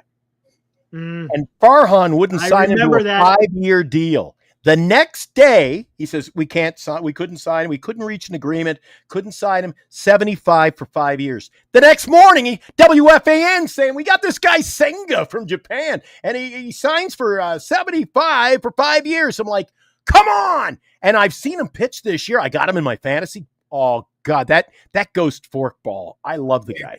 It's a thing of beauty, but he does fall in love with it too much. He has to, it's the same thing with Clay Holmes and his sinker. He falls in love with it too much, and they need to lower the percentage of throwing it to make it more effective, in my opinion. Because his last outing, he was throwing it too much, and they were you could see the hitters starting to stay off of it. Well, I'll tell you what, he would look a hell of a lot better in a Giants jersey. Jesus. Right now with the Mets offense, Wilmer Flores would be an upgrade for this DH spot for us. There's no crying in baseball. Because our offense has been putrid this whole week. If the Pittsburgh Pirates were not the Pittsburgh Pirates, we should have gotten swept. That's how bad our offense has been. Yeah. This whole week. I thought Jeff McNeil was going to see more playing time. Oh, is it McNeil? Is he the guy who just came back? Yeah, he just came back. Yeah. Yeah, I thought he'd play more. Anyway. Well, they've tried him out in center field, which is very scary. Now, they've got a guy playing center field that can't hit, but he's a good defender. That's Jose Siri, but he's out. He got injured in Sacramento against the A's. Yeah, but who played last night? Oh, we got Tyrone Taylor. Yeah, Tyrone Taylor. They said he can't hit a lick. I was listening to the Mets game. The cover off the ball. I was listening to Gary Cohen doing the game. I'm all over, man. If it's on radio, I find it. Gary Cohen was saying he can't hit a lick, but man, can he run. Yeah, he's one of the few guys that have speed on our team, but he's been playing predominantly center field since Siri went down, injured, fouling that ball off in Sacramento. Armand Dean Armand Dean was at the game tonight watching the Giants play. Dean, you got to see my boy walk it. Well, he kind of to a T walked it off. Yep, absolutely. He went crazy last night, and today was more low key. But isn't that crazy? 3 home runs, and 8 RBIs, and today walks 3 and gets 1 RBI. What, dude? Yeah, but he had the most important RBI of the game, baby. It was, absolutely. Hey, Dean, before I get you, let's get the Chardall experience out of here. All right, Chardall. Oh, I thought we were done. Eric. Yes. I'm sorry the things I said to you. I didn't mean to say those things. I crossed the line. I shouldn't have said those things. You sure did. Repent. I repent what I said. I'm never gonna say those again. I forgive you, my son. I feel sad. I feel like I should not be on this show. Okay, thanks, Chardall, for showing. No, I should be on it. No. No, I should be on this show. Jeez, he's making the rounds tonight. Oh man, this is his second. This is his second appearance, dude. Dean, it's great to see you on the show. Good to see you too, Chardall. Chardall, before you say anything else, did you pay $20? Did you buy a square? I don't want to pay. I don't remember. I said I might have work, so I don't want to make a commitment right now. I'll let you know when I'm ready. Okay, that's fair. But I'll donate to the cause. I'll support her. There you go. I like it. I'll support. I'll do whatever I can to support her. There you go. To be honest with you, even if I have to donate $100, I'll do that. Hey, wow. Well, to be honest with you, Eric, I want to see Chardall in for 1 square, and if he wins, then Lou gets the Chardall experience at Oracle Park. There you go. We're coming for you, Lou. We're coming for you, buddy. Looking out for you, buddy. Dean, what were your thoughts on the 1-0 win on a Wilmer Flores walk-off walk? Really good. I think it says a lot about the pitching, actually. I feel like the pitching had a really great day today. But yeah, Wilmer came in the clutch. I'm not sure why they intentionally walked Yastrzemski to get there, but we all make mistakes. Armand, I had the same question for you. Thought the pitching was really well. Probably one of Severino's best starts for Sacramento, for the Athletics, because you can't call them Sacramento. Right. Thought Root pitched a hell of a game. The bullpen, Duval being better now in recent times. Yeah, absolutely. But the reason why they walked Jastrzemski was because they wanted the righty-on-righty matchup. I felt like Miller did not have good command tonight. You can I get it. I still disagree with it, though. That happens. Hey, I got a question, and then you can take the floor, Eric. I just wanted to ask Armand, because while Armand, I'll use the term an outsider, he's a Mets fan. And we started the show by talking about, and I made some kind of a comment to the effect of, Eric, if you're a fan of a team around Major League Baseball, you got to be saying, holy shit, look at that Giants. The pitching staff is better than we thought. Look, we got to go into San Francisco and look at their pitching staff is better than we thought. And look at the bullpen they got. You getting that feeling as an outsider? You saying, holy shit, this club's for real. Yes. Yeah. Right. Yeah. I mean, take a look at this. I think the starting rotation for you is going to come around, especially with now moving Hicks. What's his name out of the bullpen, like flipping Hicks and them today, which was surprising. Not, you didn't think they would do it. You think they would stick with the experiment. Yeah. Honestly, my president would stick with the experiment, because that's what he does. Example, Clay Holmes. Yeah. Gotcha. And check this out. Here we are. ERA, Mets on top. Then the Royals, Minnesota Twins, Texas Rangers, Detroit Tigers, San Diego Padres. And there you are, San Francisco Giants, right in the mix. The Giants are in the top 10 of pitching, man. And if you stay there, you're going to make a playoff. You're going to be, well, I shouldn't say it's guaranteed. You're in a damn good position to make a playoff berth in if you continue to pitch that way. That is awesome. Eric, so I went to a City Connect community event today. It was like basically a City Connect event where they sold the jerseys. You could buy the City Connect jerseys. There were food trucks out there. Lil Russell was performing live from 2 to 3. The guy who performed the Giants anthem, Nothing Like It, after a Giants win. I had some chicken sisig fries, some roast pistachio ice cream, and then I had a pina margarita at the event. I mean, Lucille was there, the Giants mascot. Hey, margarita, huh? A pina margarita. A pina margarita. Nice. Started early today, did you? Glenn, so do you think the Giants can keep it up and win the third game of the series and sweep the A's? Not the Oakland A's, the Sacramento A's. They were called the Oakland A's, but now they took the Oakland off of the name and they're just Athletics now. Well, Chardal, when it comes to anyone keeping it up, I don't partake in those kind of discussions. But I think the record indicates what kind of team they got, man. They're just whittling away wins. Sometimes they're winning games they shouldn't, and they've lost a couple that I thought they should have won. So you know what? They're finding a way to win. They're scrapping. Wouldn't you say that, Eric? They're kind of a scrappy little team. They're a scrappy team, and this is what's great about the team, because it never seems like they're always in it mentally. It never seems like they're checked out. It's a little bit of a different team.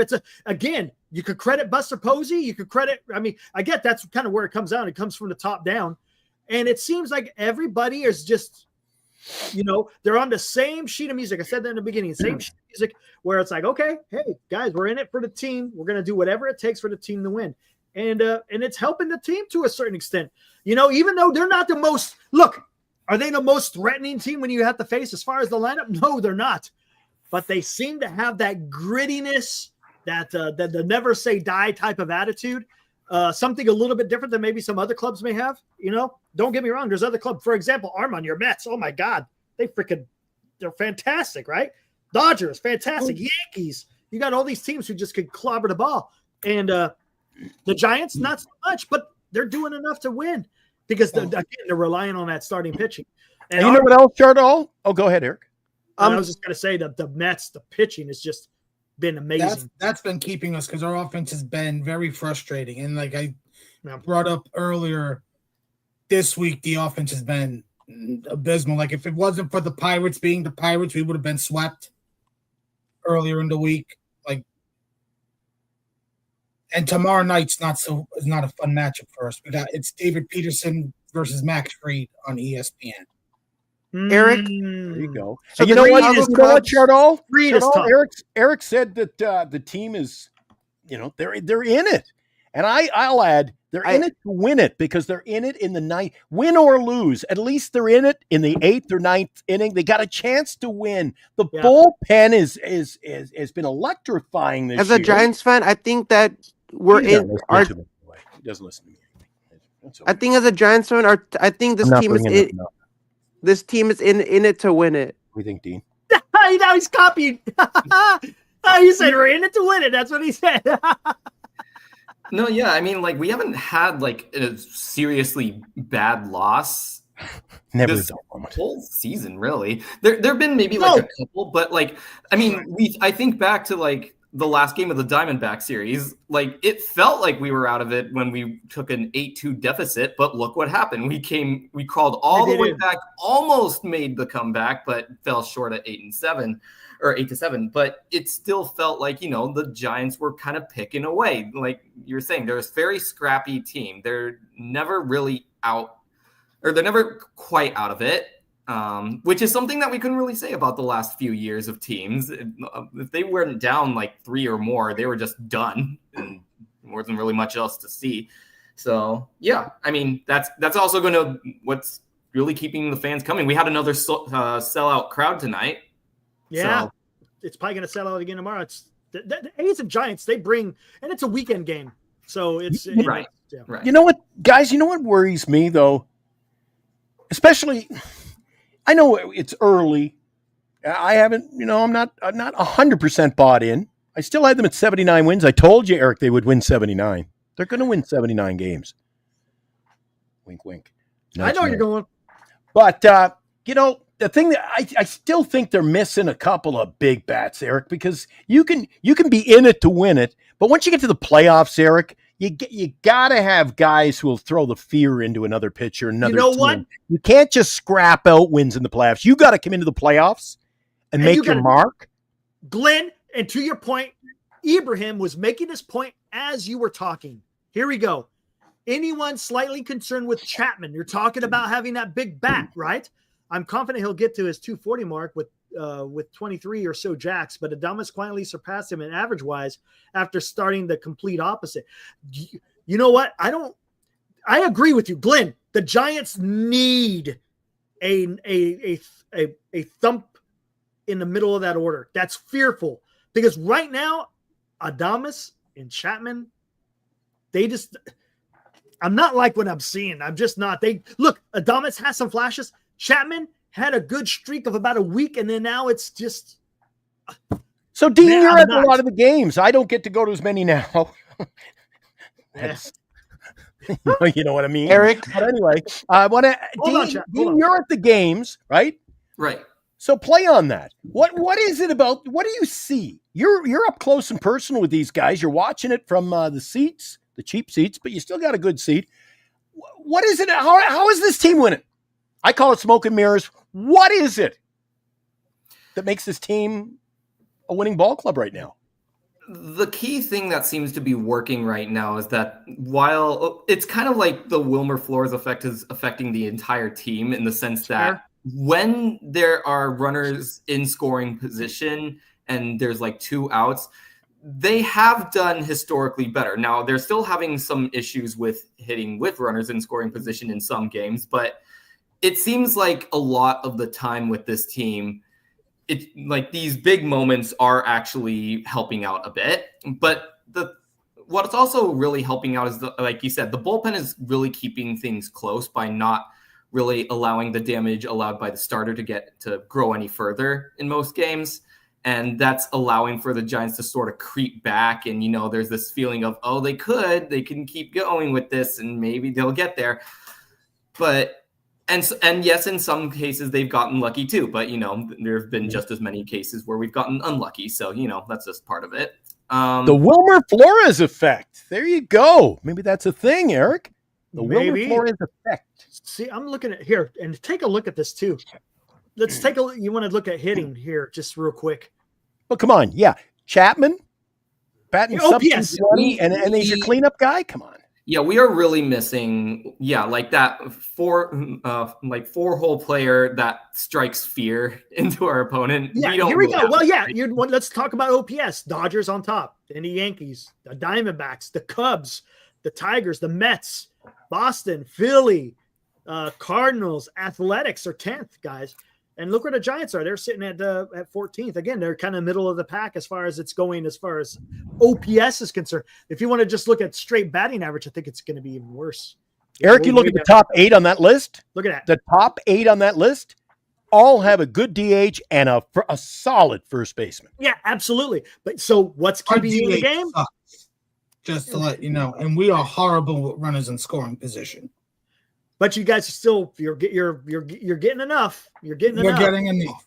And Like- again, it's the pitching. It's the pitching that's keeping the Giants in. You're getting those timely hits. I was trying to look at weighted wins created because, again, that tells you how often you hit in the clutch. And that's something that the Giants have been doing. I think I saw a statistic yesterday, Glenn, in yesterday's game. The Giants are up there. They're like in the top 5, right, for hits with runners in scoring position. I was like, Yeah. Actually, Am I saying it right? Didn't sound like the Giants I once knew. Right. So again, that's if you just get enough. All you got to do is just get enough, and if the pitching can keep you in, you're going to be. You're going to. I was just actually putting in the chat earlier for Wilmer specifically. Runners in with no runners on, he's batting 220. With runners on in scoring position, he's batting 375. Yeah. Eric, That clutch. Wow. Yeah. What's Eric? up? Oh, what's up? so the Chicago Cubs are having a great season so far. They have a 27-19 record. They've won 2 in a row. They've won the first game 7-3, the first game 13-3, the next game 7-3. And they have a chance of closing out the White Sox, who might be considered one of the worst teams in all of professional baseball right now. They are so horrible, man. Like, they are terrible to watch. You can never watch this team. This team is so awful.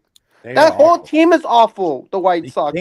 They were awful last year. They had a horrible record. This year they have a horrible record. They're never going to learn from what they do.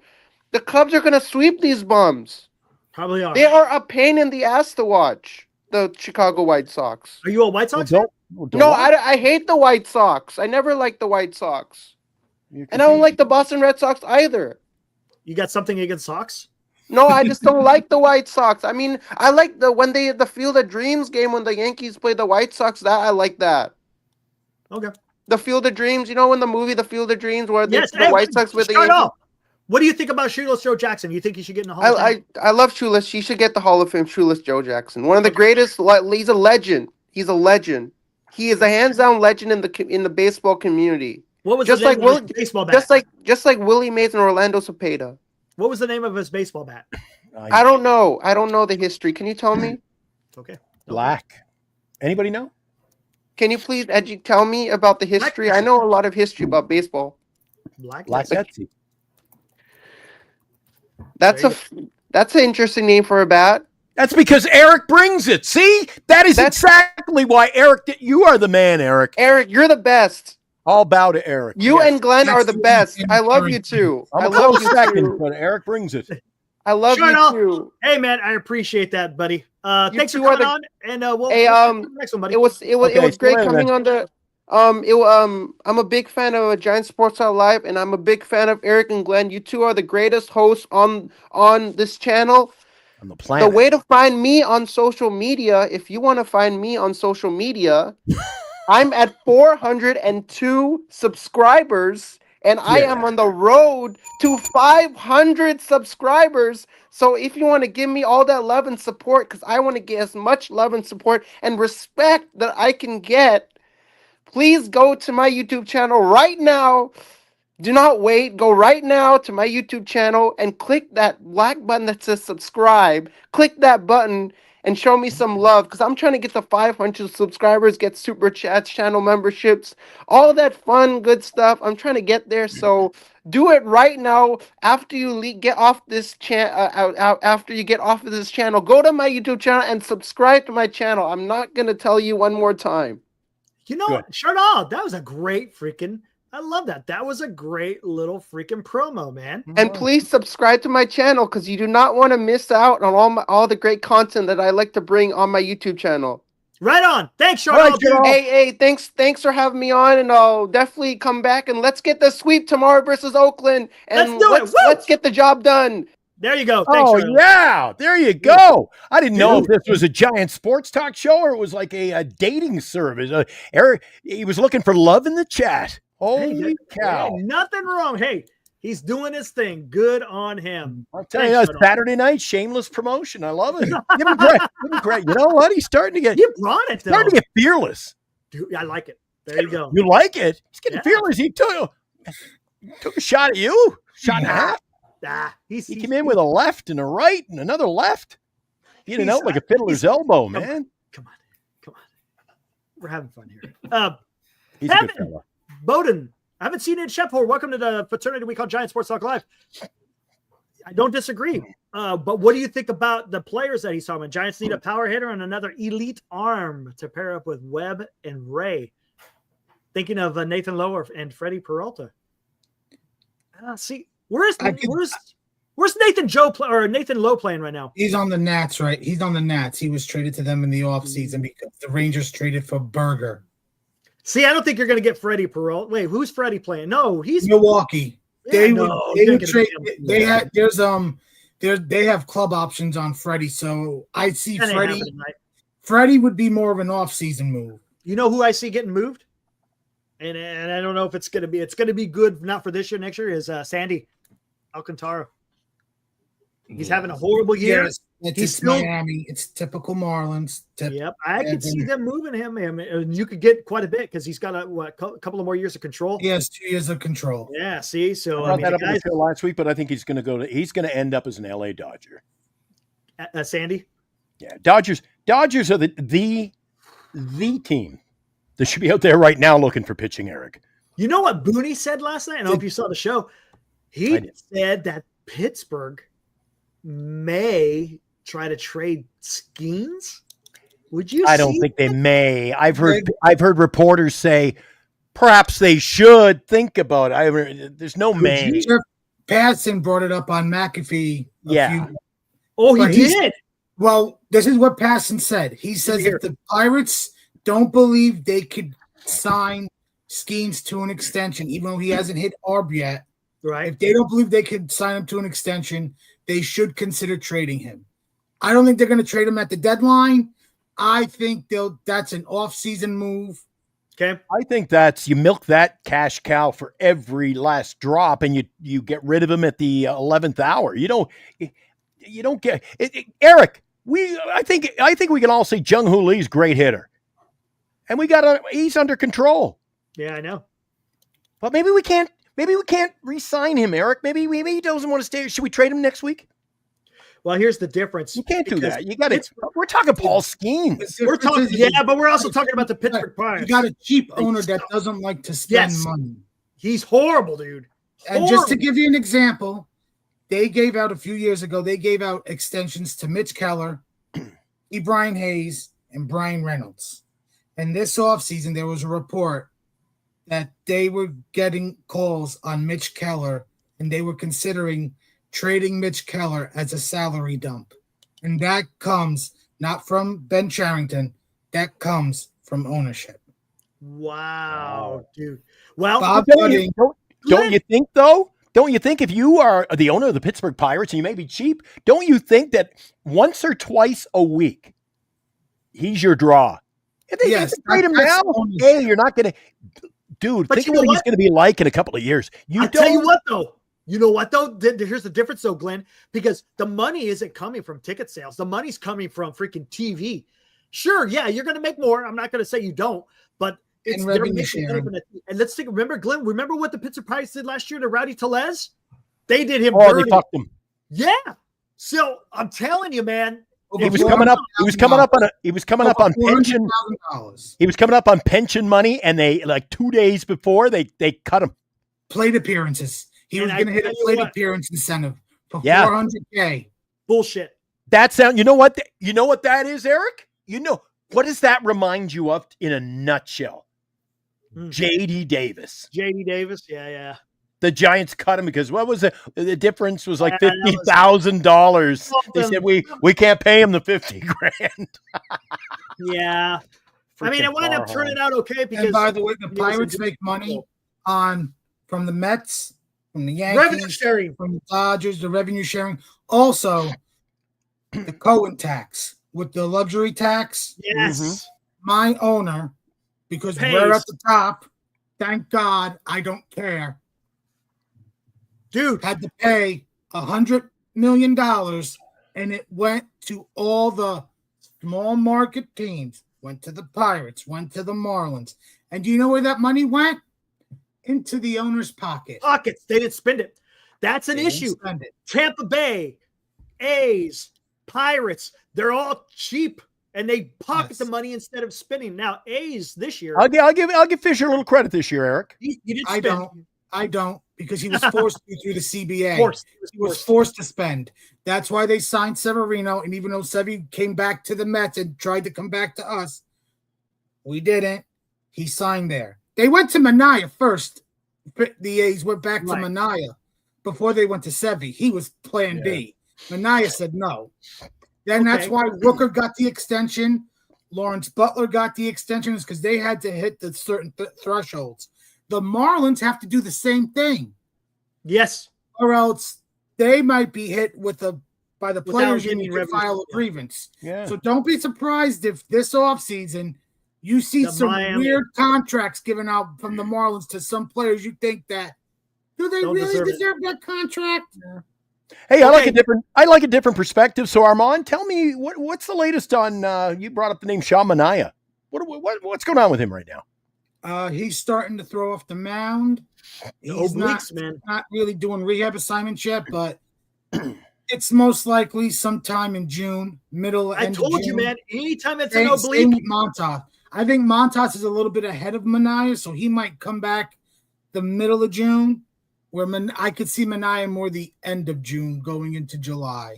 I tell you what, though, that's going to be huge for the Mets because then he's going to be fresh to go the rest of the way, man. Okay, here's a question. Booty brought up this point, dude. This is crazy talk right here. You ready for crazy talk? Would you do this I've deal? heard enough already, but keep it going. Would you do this deal? Would you trade Bryce Eldridge for Paul Skeens?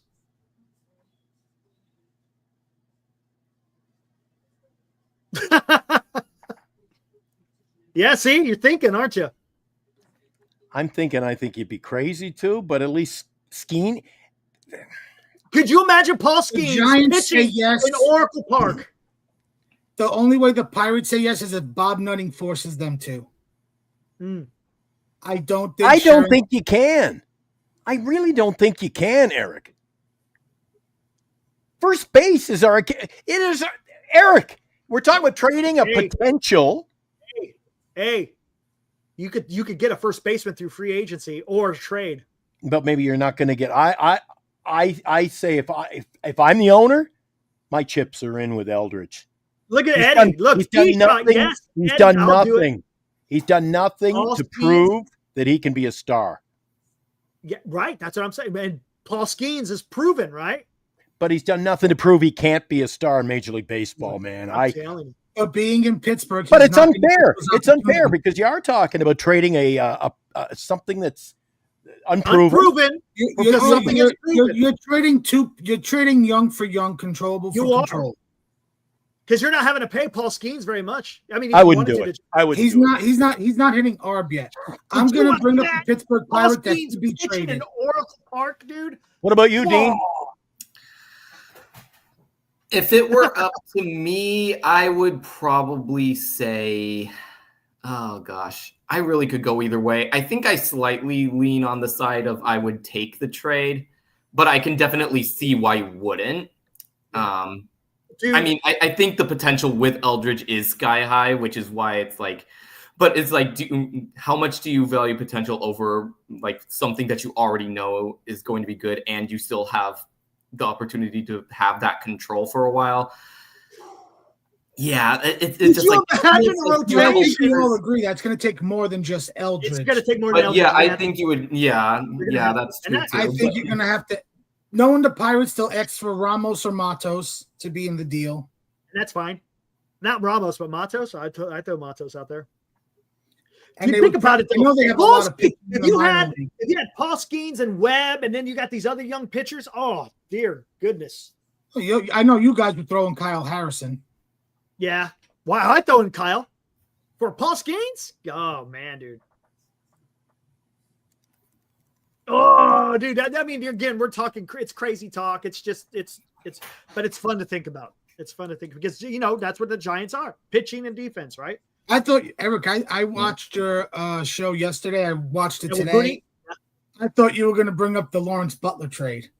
Oh, Lawrence Butler.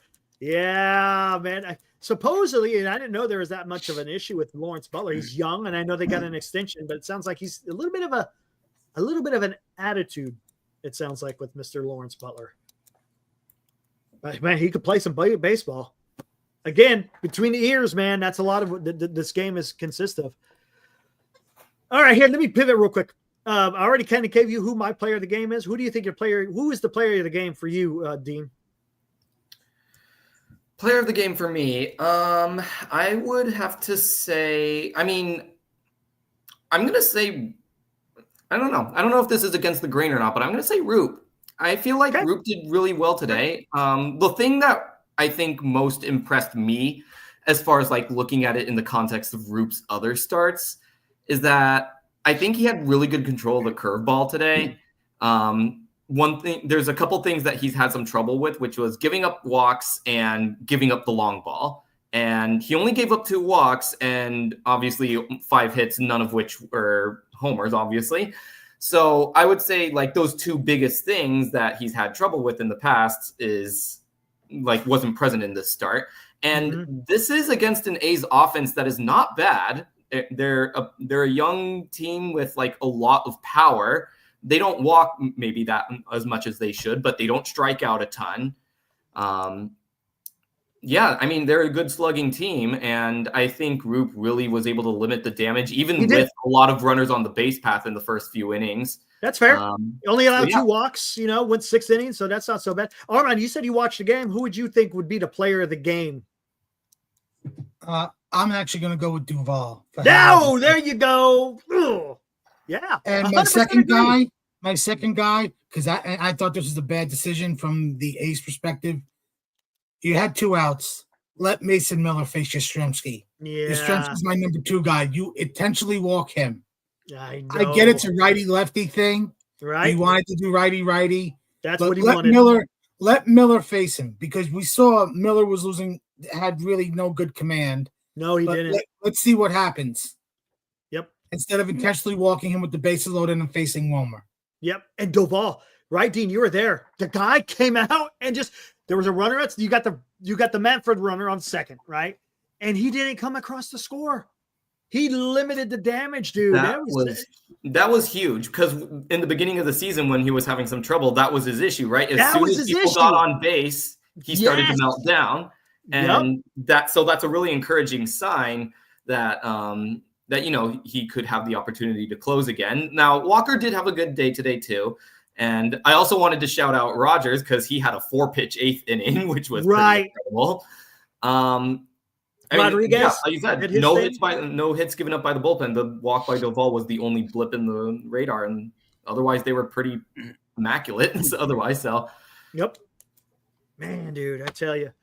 All right, I think we're about done. Glenn, you got anything else you want to add? No, I was just gonna say I thought the player of the game obviously was Flores because he proved he can come back today and did it a different way. He does what he has to do to contribute. You said earlier, I think it was 4 at-bats. He walked 3. On a night when we couldn't get guys on base, he walked 3 times and inevitably took a walk to force in the run, which won the game 1-0. I mean, yeah, and look, Armand, you brought up a great point.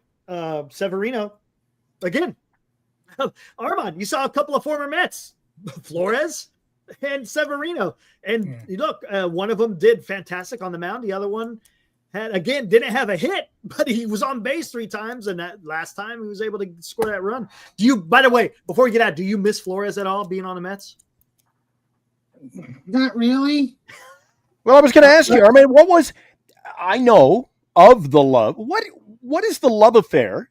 I go to the National Sports Card Convention it's in different like city, like Chicago, Atlantic City, but it's every summer. And every year to a T, I wear my Wilmer Flores jerseys. And as soon as guy's got his Mets hat on or his Mets jersey on, soon as he sees my Flores jersey, he's got to stop and talk about Wilmer. What is the love affair with Wilmer? Okay. So for a guy who hasn't played there in like 4 years, come on. So Wilmer was a guy that we signed when he was 16 years old. So he came up through our system growing up as a teenager. Mm-hmm. Gotcha. And then in 2015, I don't know if you guys remember. You probably won't remember this. The cry. It's not just so much the crying. Is he was going to be traded for Carlos Gomez. The deal was Wilmer Flores and Zach Wheeler to Milwaukee for Carlos Gomez. Oh, I hated Carlos Gomez, dude. And at the time, social media was starting to be big. Yeah, the news broke on social media, and I don't know if it was a kid or just a Met fan. Well, they saw Wilmer, I think, like going into the dugout or waiting to come up a bat, said thank you, Wilmer, for everything, and kind of like told him like, okay, like he's getting traded. Because everybody, as soon as it breaks on social media, everybody thinks the trade's happening. Right, right. Not really official yet, because this is why I'm a big proponent of the trade deadline being an off day for every team.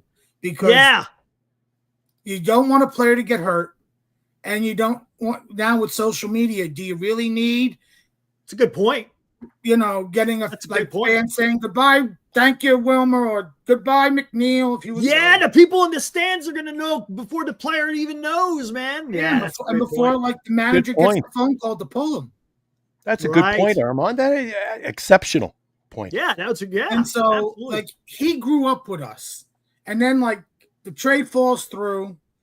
And then, like, Friday night against the Nationals, the trade deadline when we traded for Cespedes, even though the Mets didn't want to trade for Cespedes. It was last minute, right before the deadline ended. Because that was on A's, right?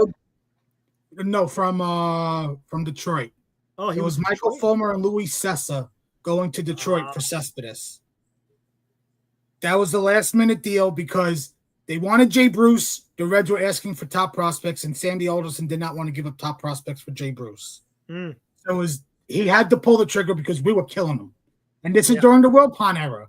So we're killing Sandy. We're killing the Wilpons. They had to make a move, and they traded for Cespedes. My number one guy at the time.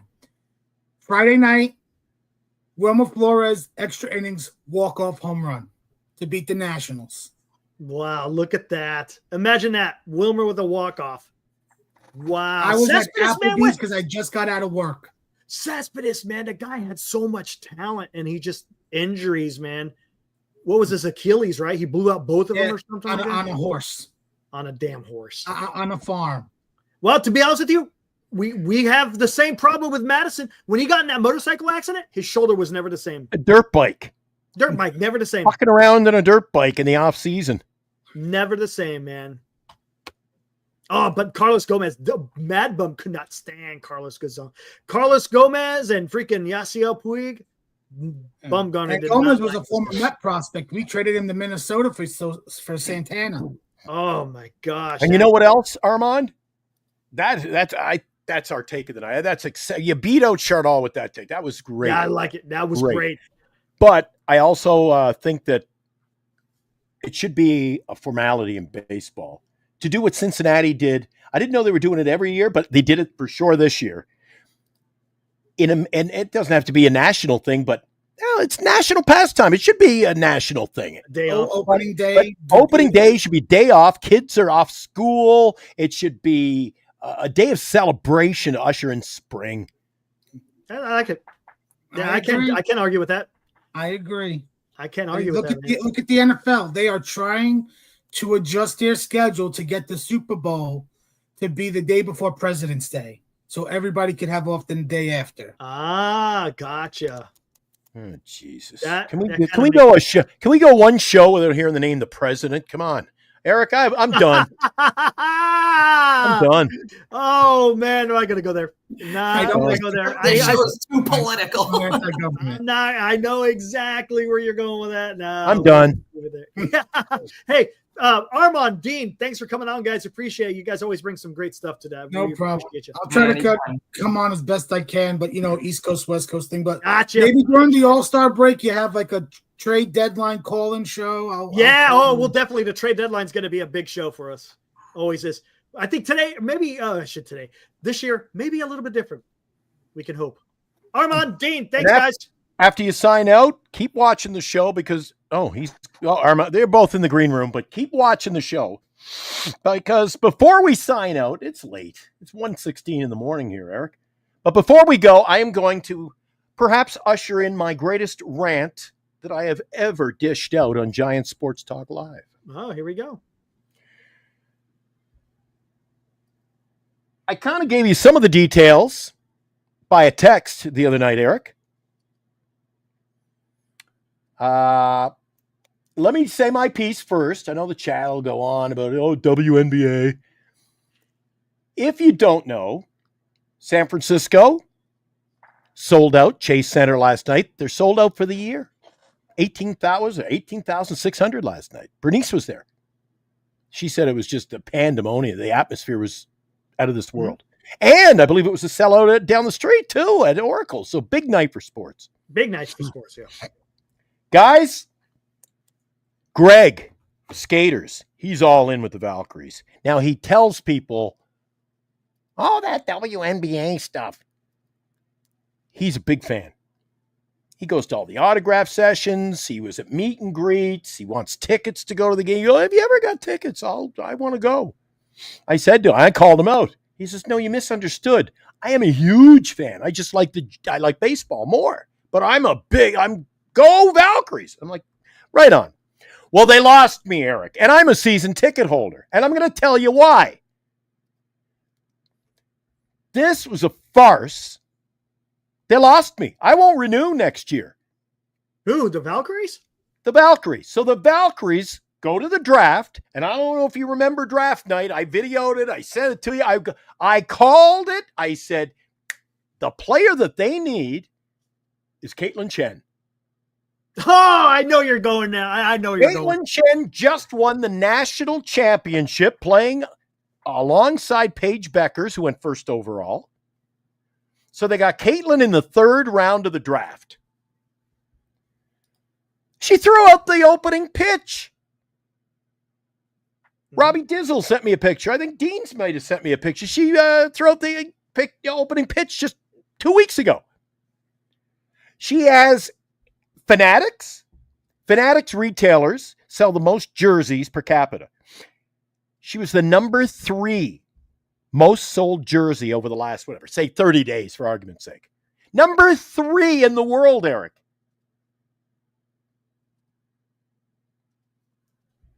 She was going to schools. She was going to, they'd set up, say, a mall to sell, promote the team. Mm-hmm. She did everything. Then the day before the season, they cut her. Wow. How come? Didn't have enough room on the team. Now, they also cut their second round pick, and they cut their top scorer in the preseason games. They cut 3.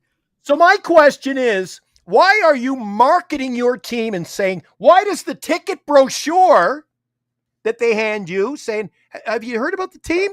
Here, read up on the brochure. Come see Caitlin Chen and the Valkyries in the 2025 season.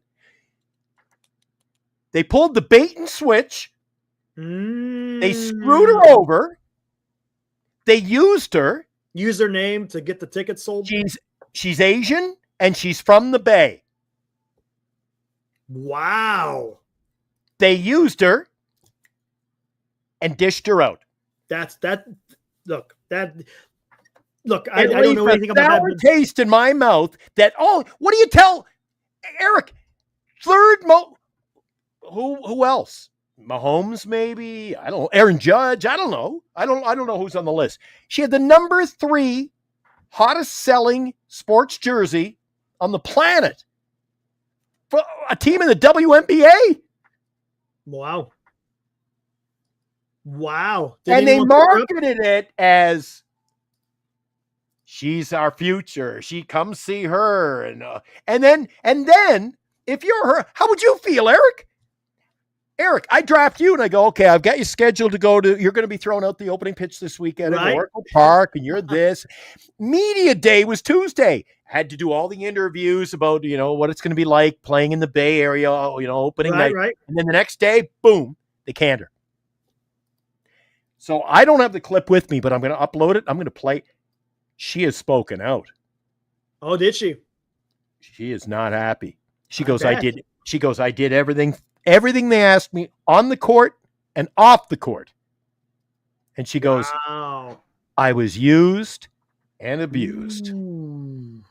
Meanwhile, she's got a master's degree from the University of Connecticut, and she won the championship in low ball, wherever. She played at Princeton and won the national championship at that level. Then she went to play at UConn. And won the national. She was on the number 1 team. She won the final. They went to the Final Four and won the national championship. And they drafted her.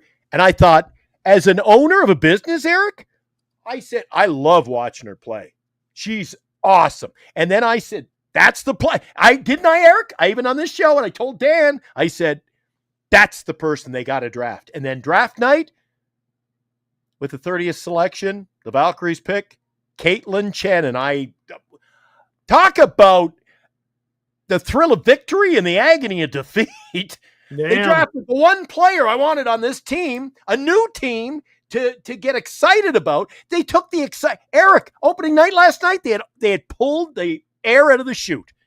Wow. People all going to the games wearing their Caitlin Chen jersey. Team had no problem selling you a freaking jersey for $250. Right. But are they giving refunds? No, of course not.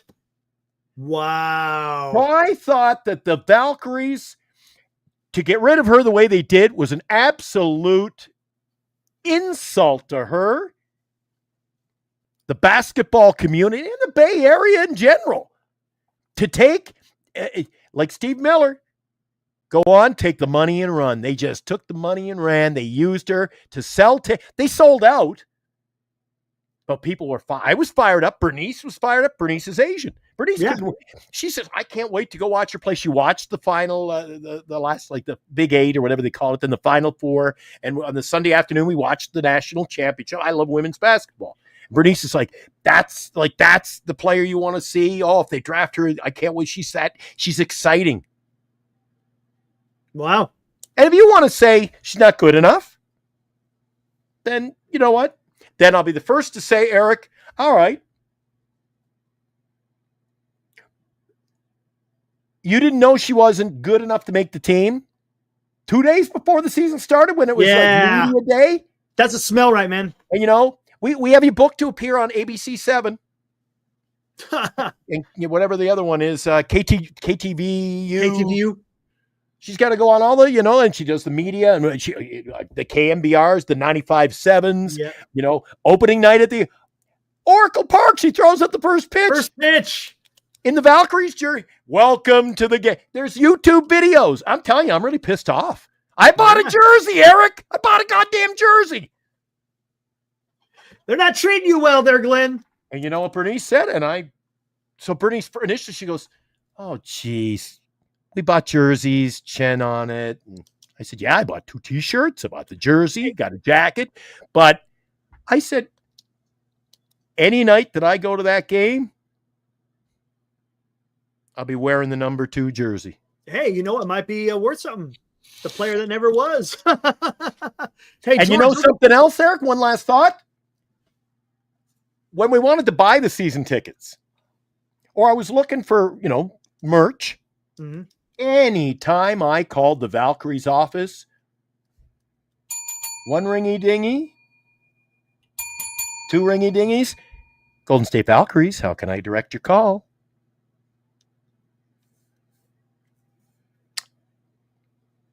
They didn't answer my 12 calls on Wednesday. I bet. Which I led me to believe I'm not the only person pissed off in the Bay Area.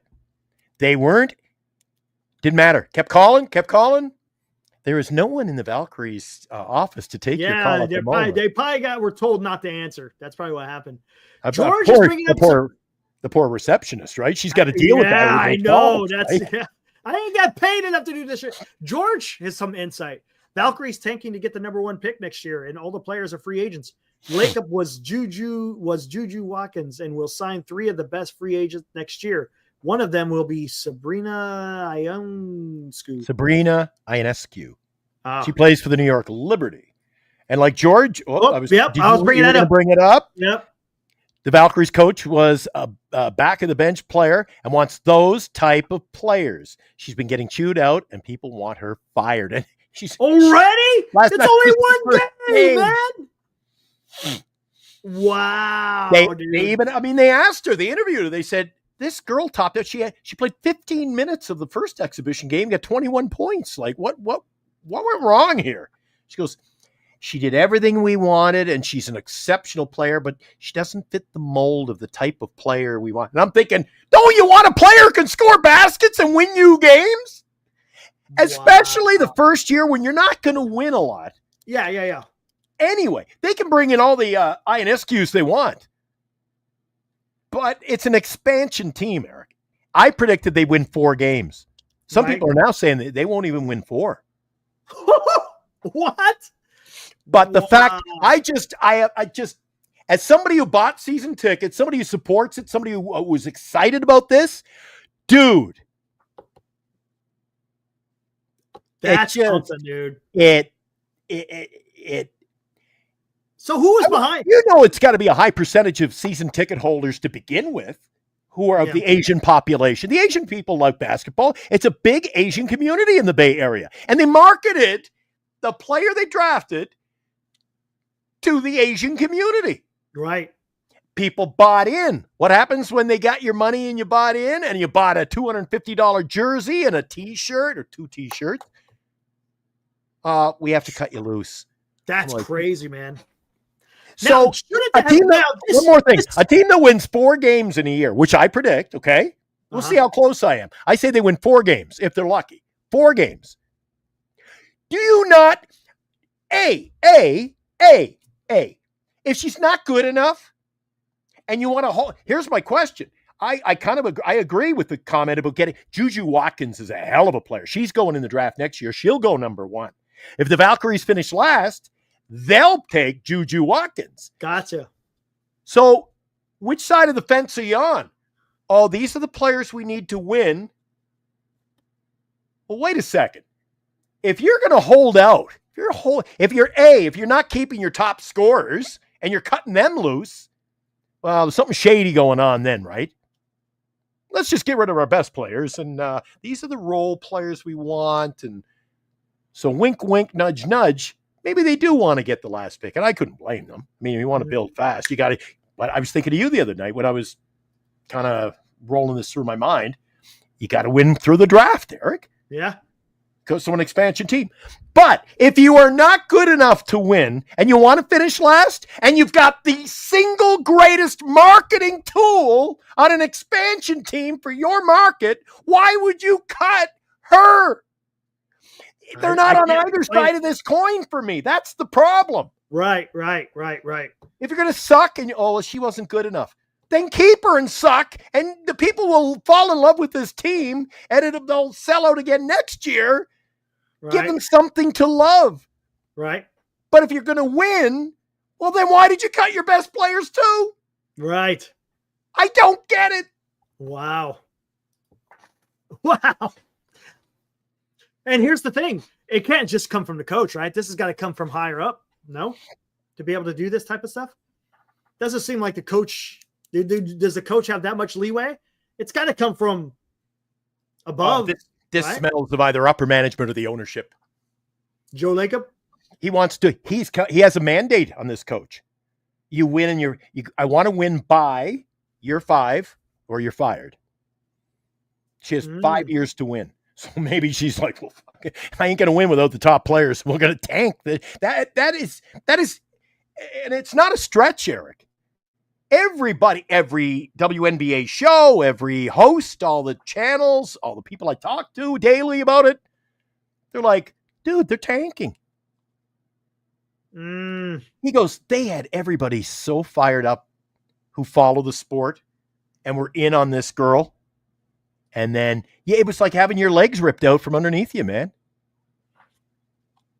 We signed this great center fielder. You saw him in the preseason, Jung-Hoo Lee. He can hit, he can run. He's just, you see the way they treat, how Jung-Hoo is respected now, and you got the Jung-Hoo crew, and they love him, right?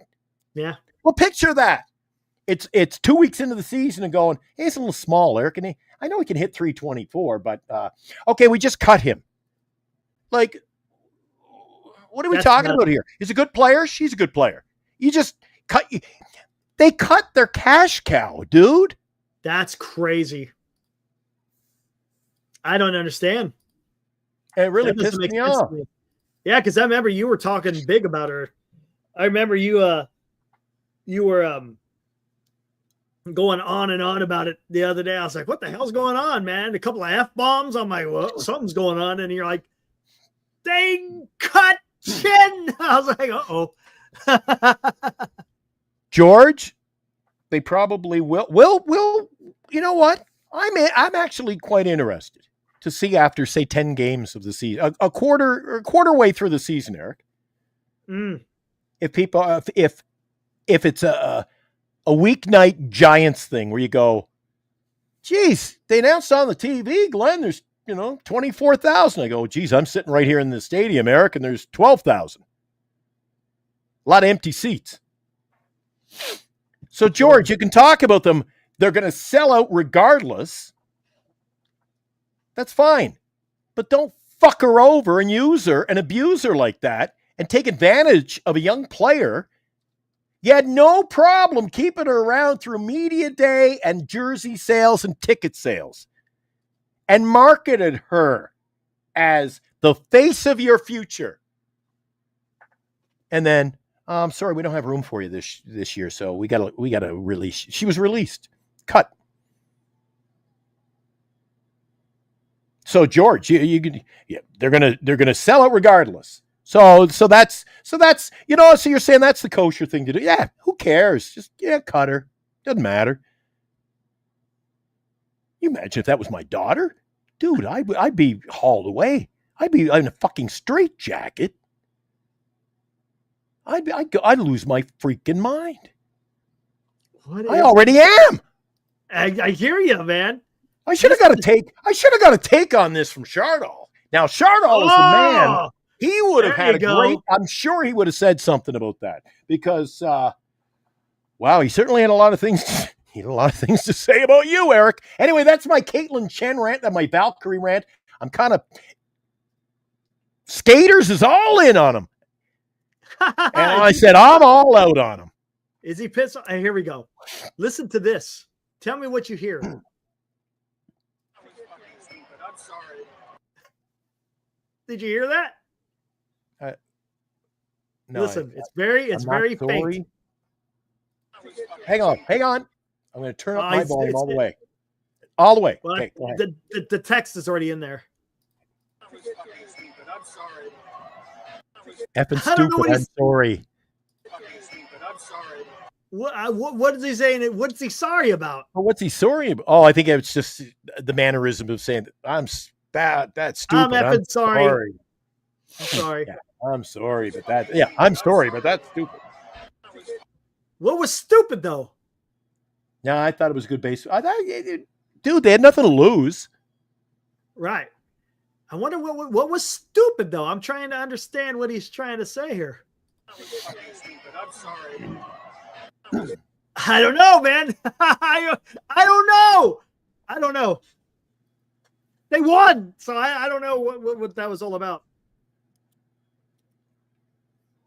Interesting. Anyways.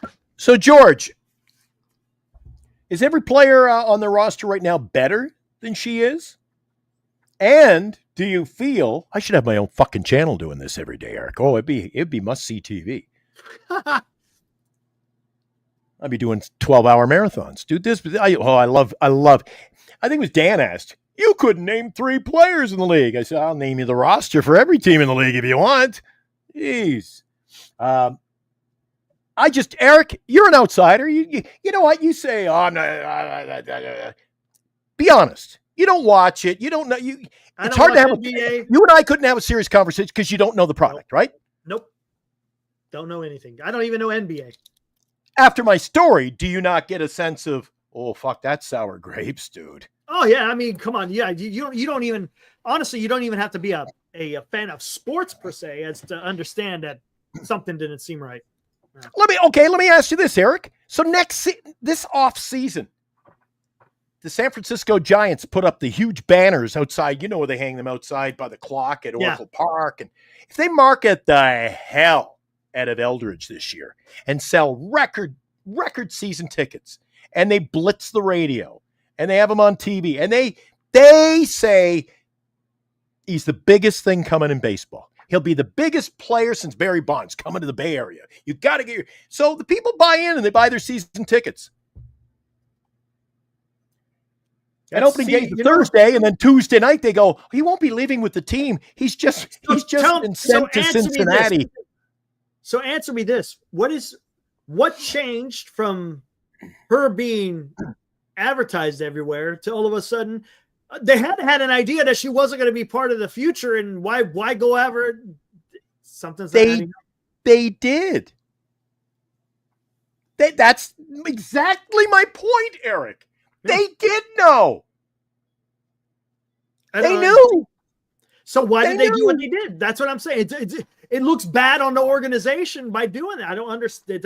Something's not adding up.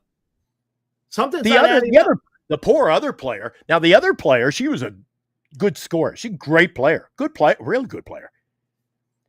She was on YouTube the other day. She's very. Caitlin was pissed. Reserved. Yeah, very reserved. She just, she's a Christian. She was it wasn't in the cards. And I want to thank the people of the Bay Area. And she was just level-headed, like very calmer than I would be. Let's just say that. Okay. But she's like, yeah, it's so awkward, when you think you've made the team, and I was the top scorer, and I just got my apartment for the season. And now I got to pack up the car and drive back to Atlanta. Wow.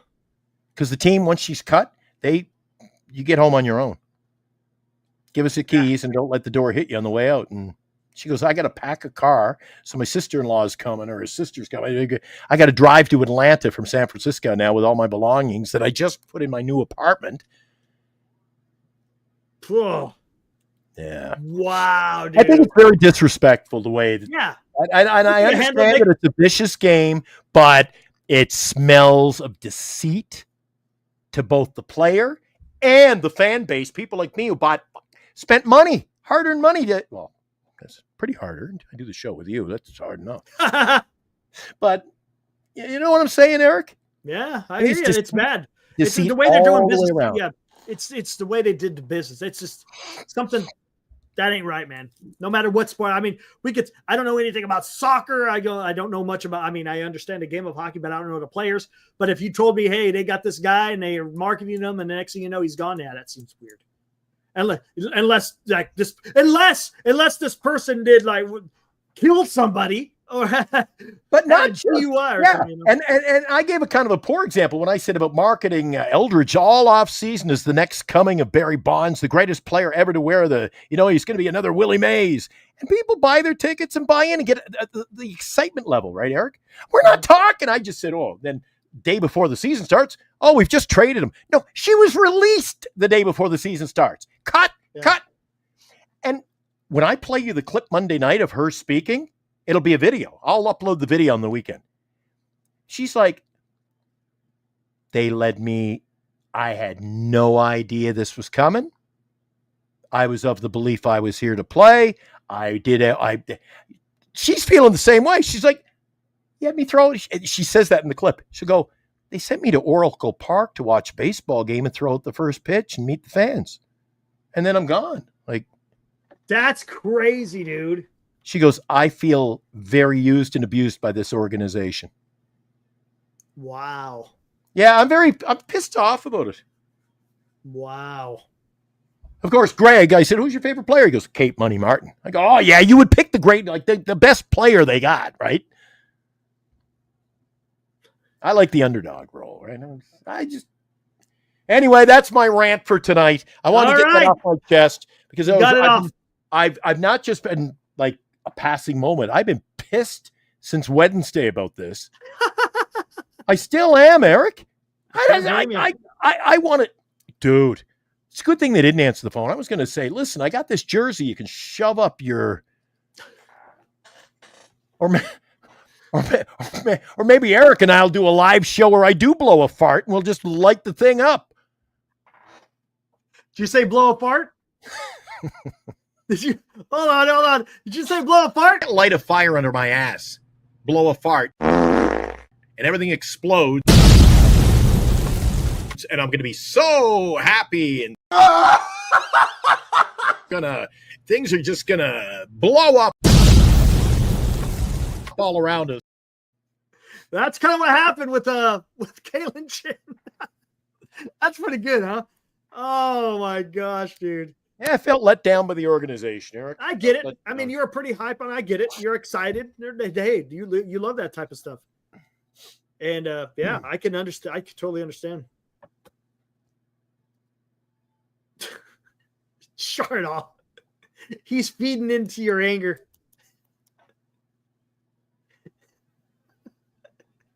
Yeah, we'll get your take on that some night, sure. I want to get your Golden State Valkyrie take some night on the show. Oh my God. Do your study in Chardal and you could come in and talk. Yeah, just say I'm a big fan of the Valkyries. They're gonna have a good season. even though Eric's not bringing it anymore, he's got to be more entertaining. Hey, listen, if you're gonna do fart shorts, I think you should have a Chardal short. Yeah, I know, right? Tonight might, if you play tonight and make a short out of it, I think that could open up people's eyes about the guy.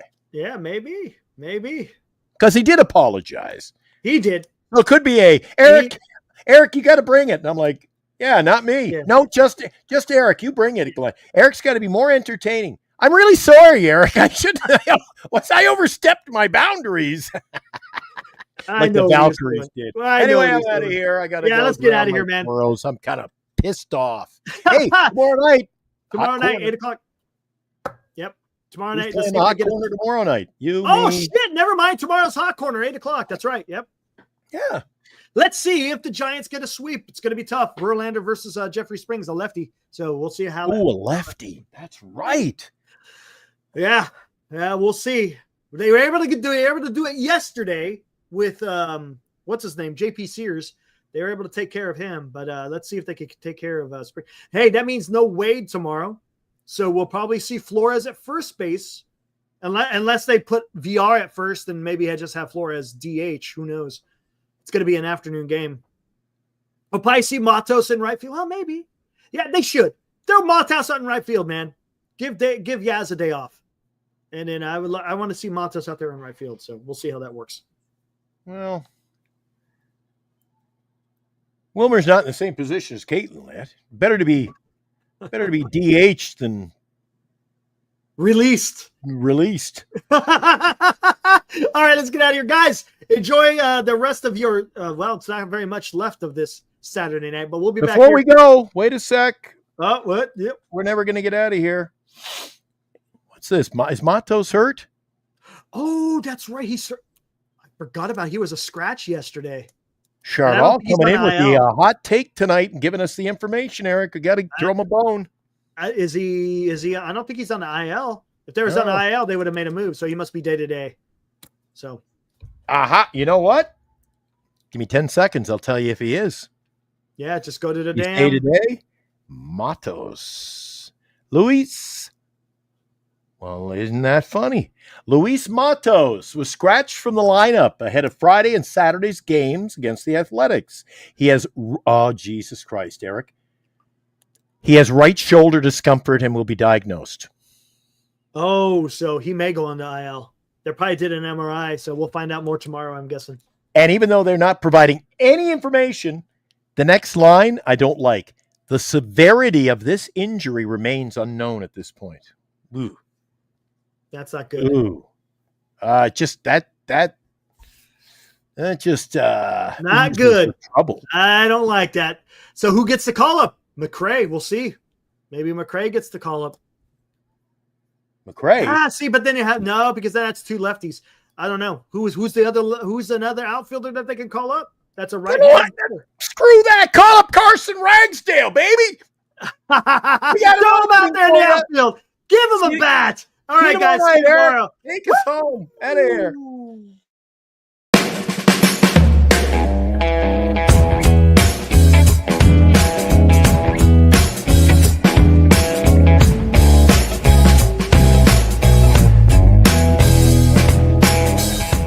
You've been watching Giant Sports Talk Live with Eric and Glenn, a Northern Lights Entertainment Broadcasting production.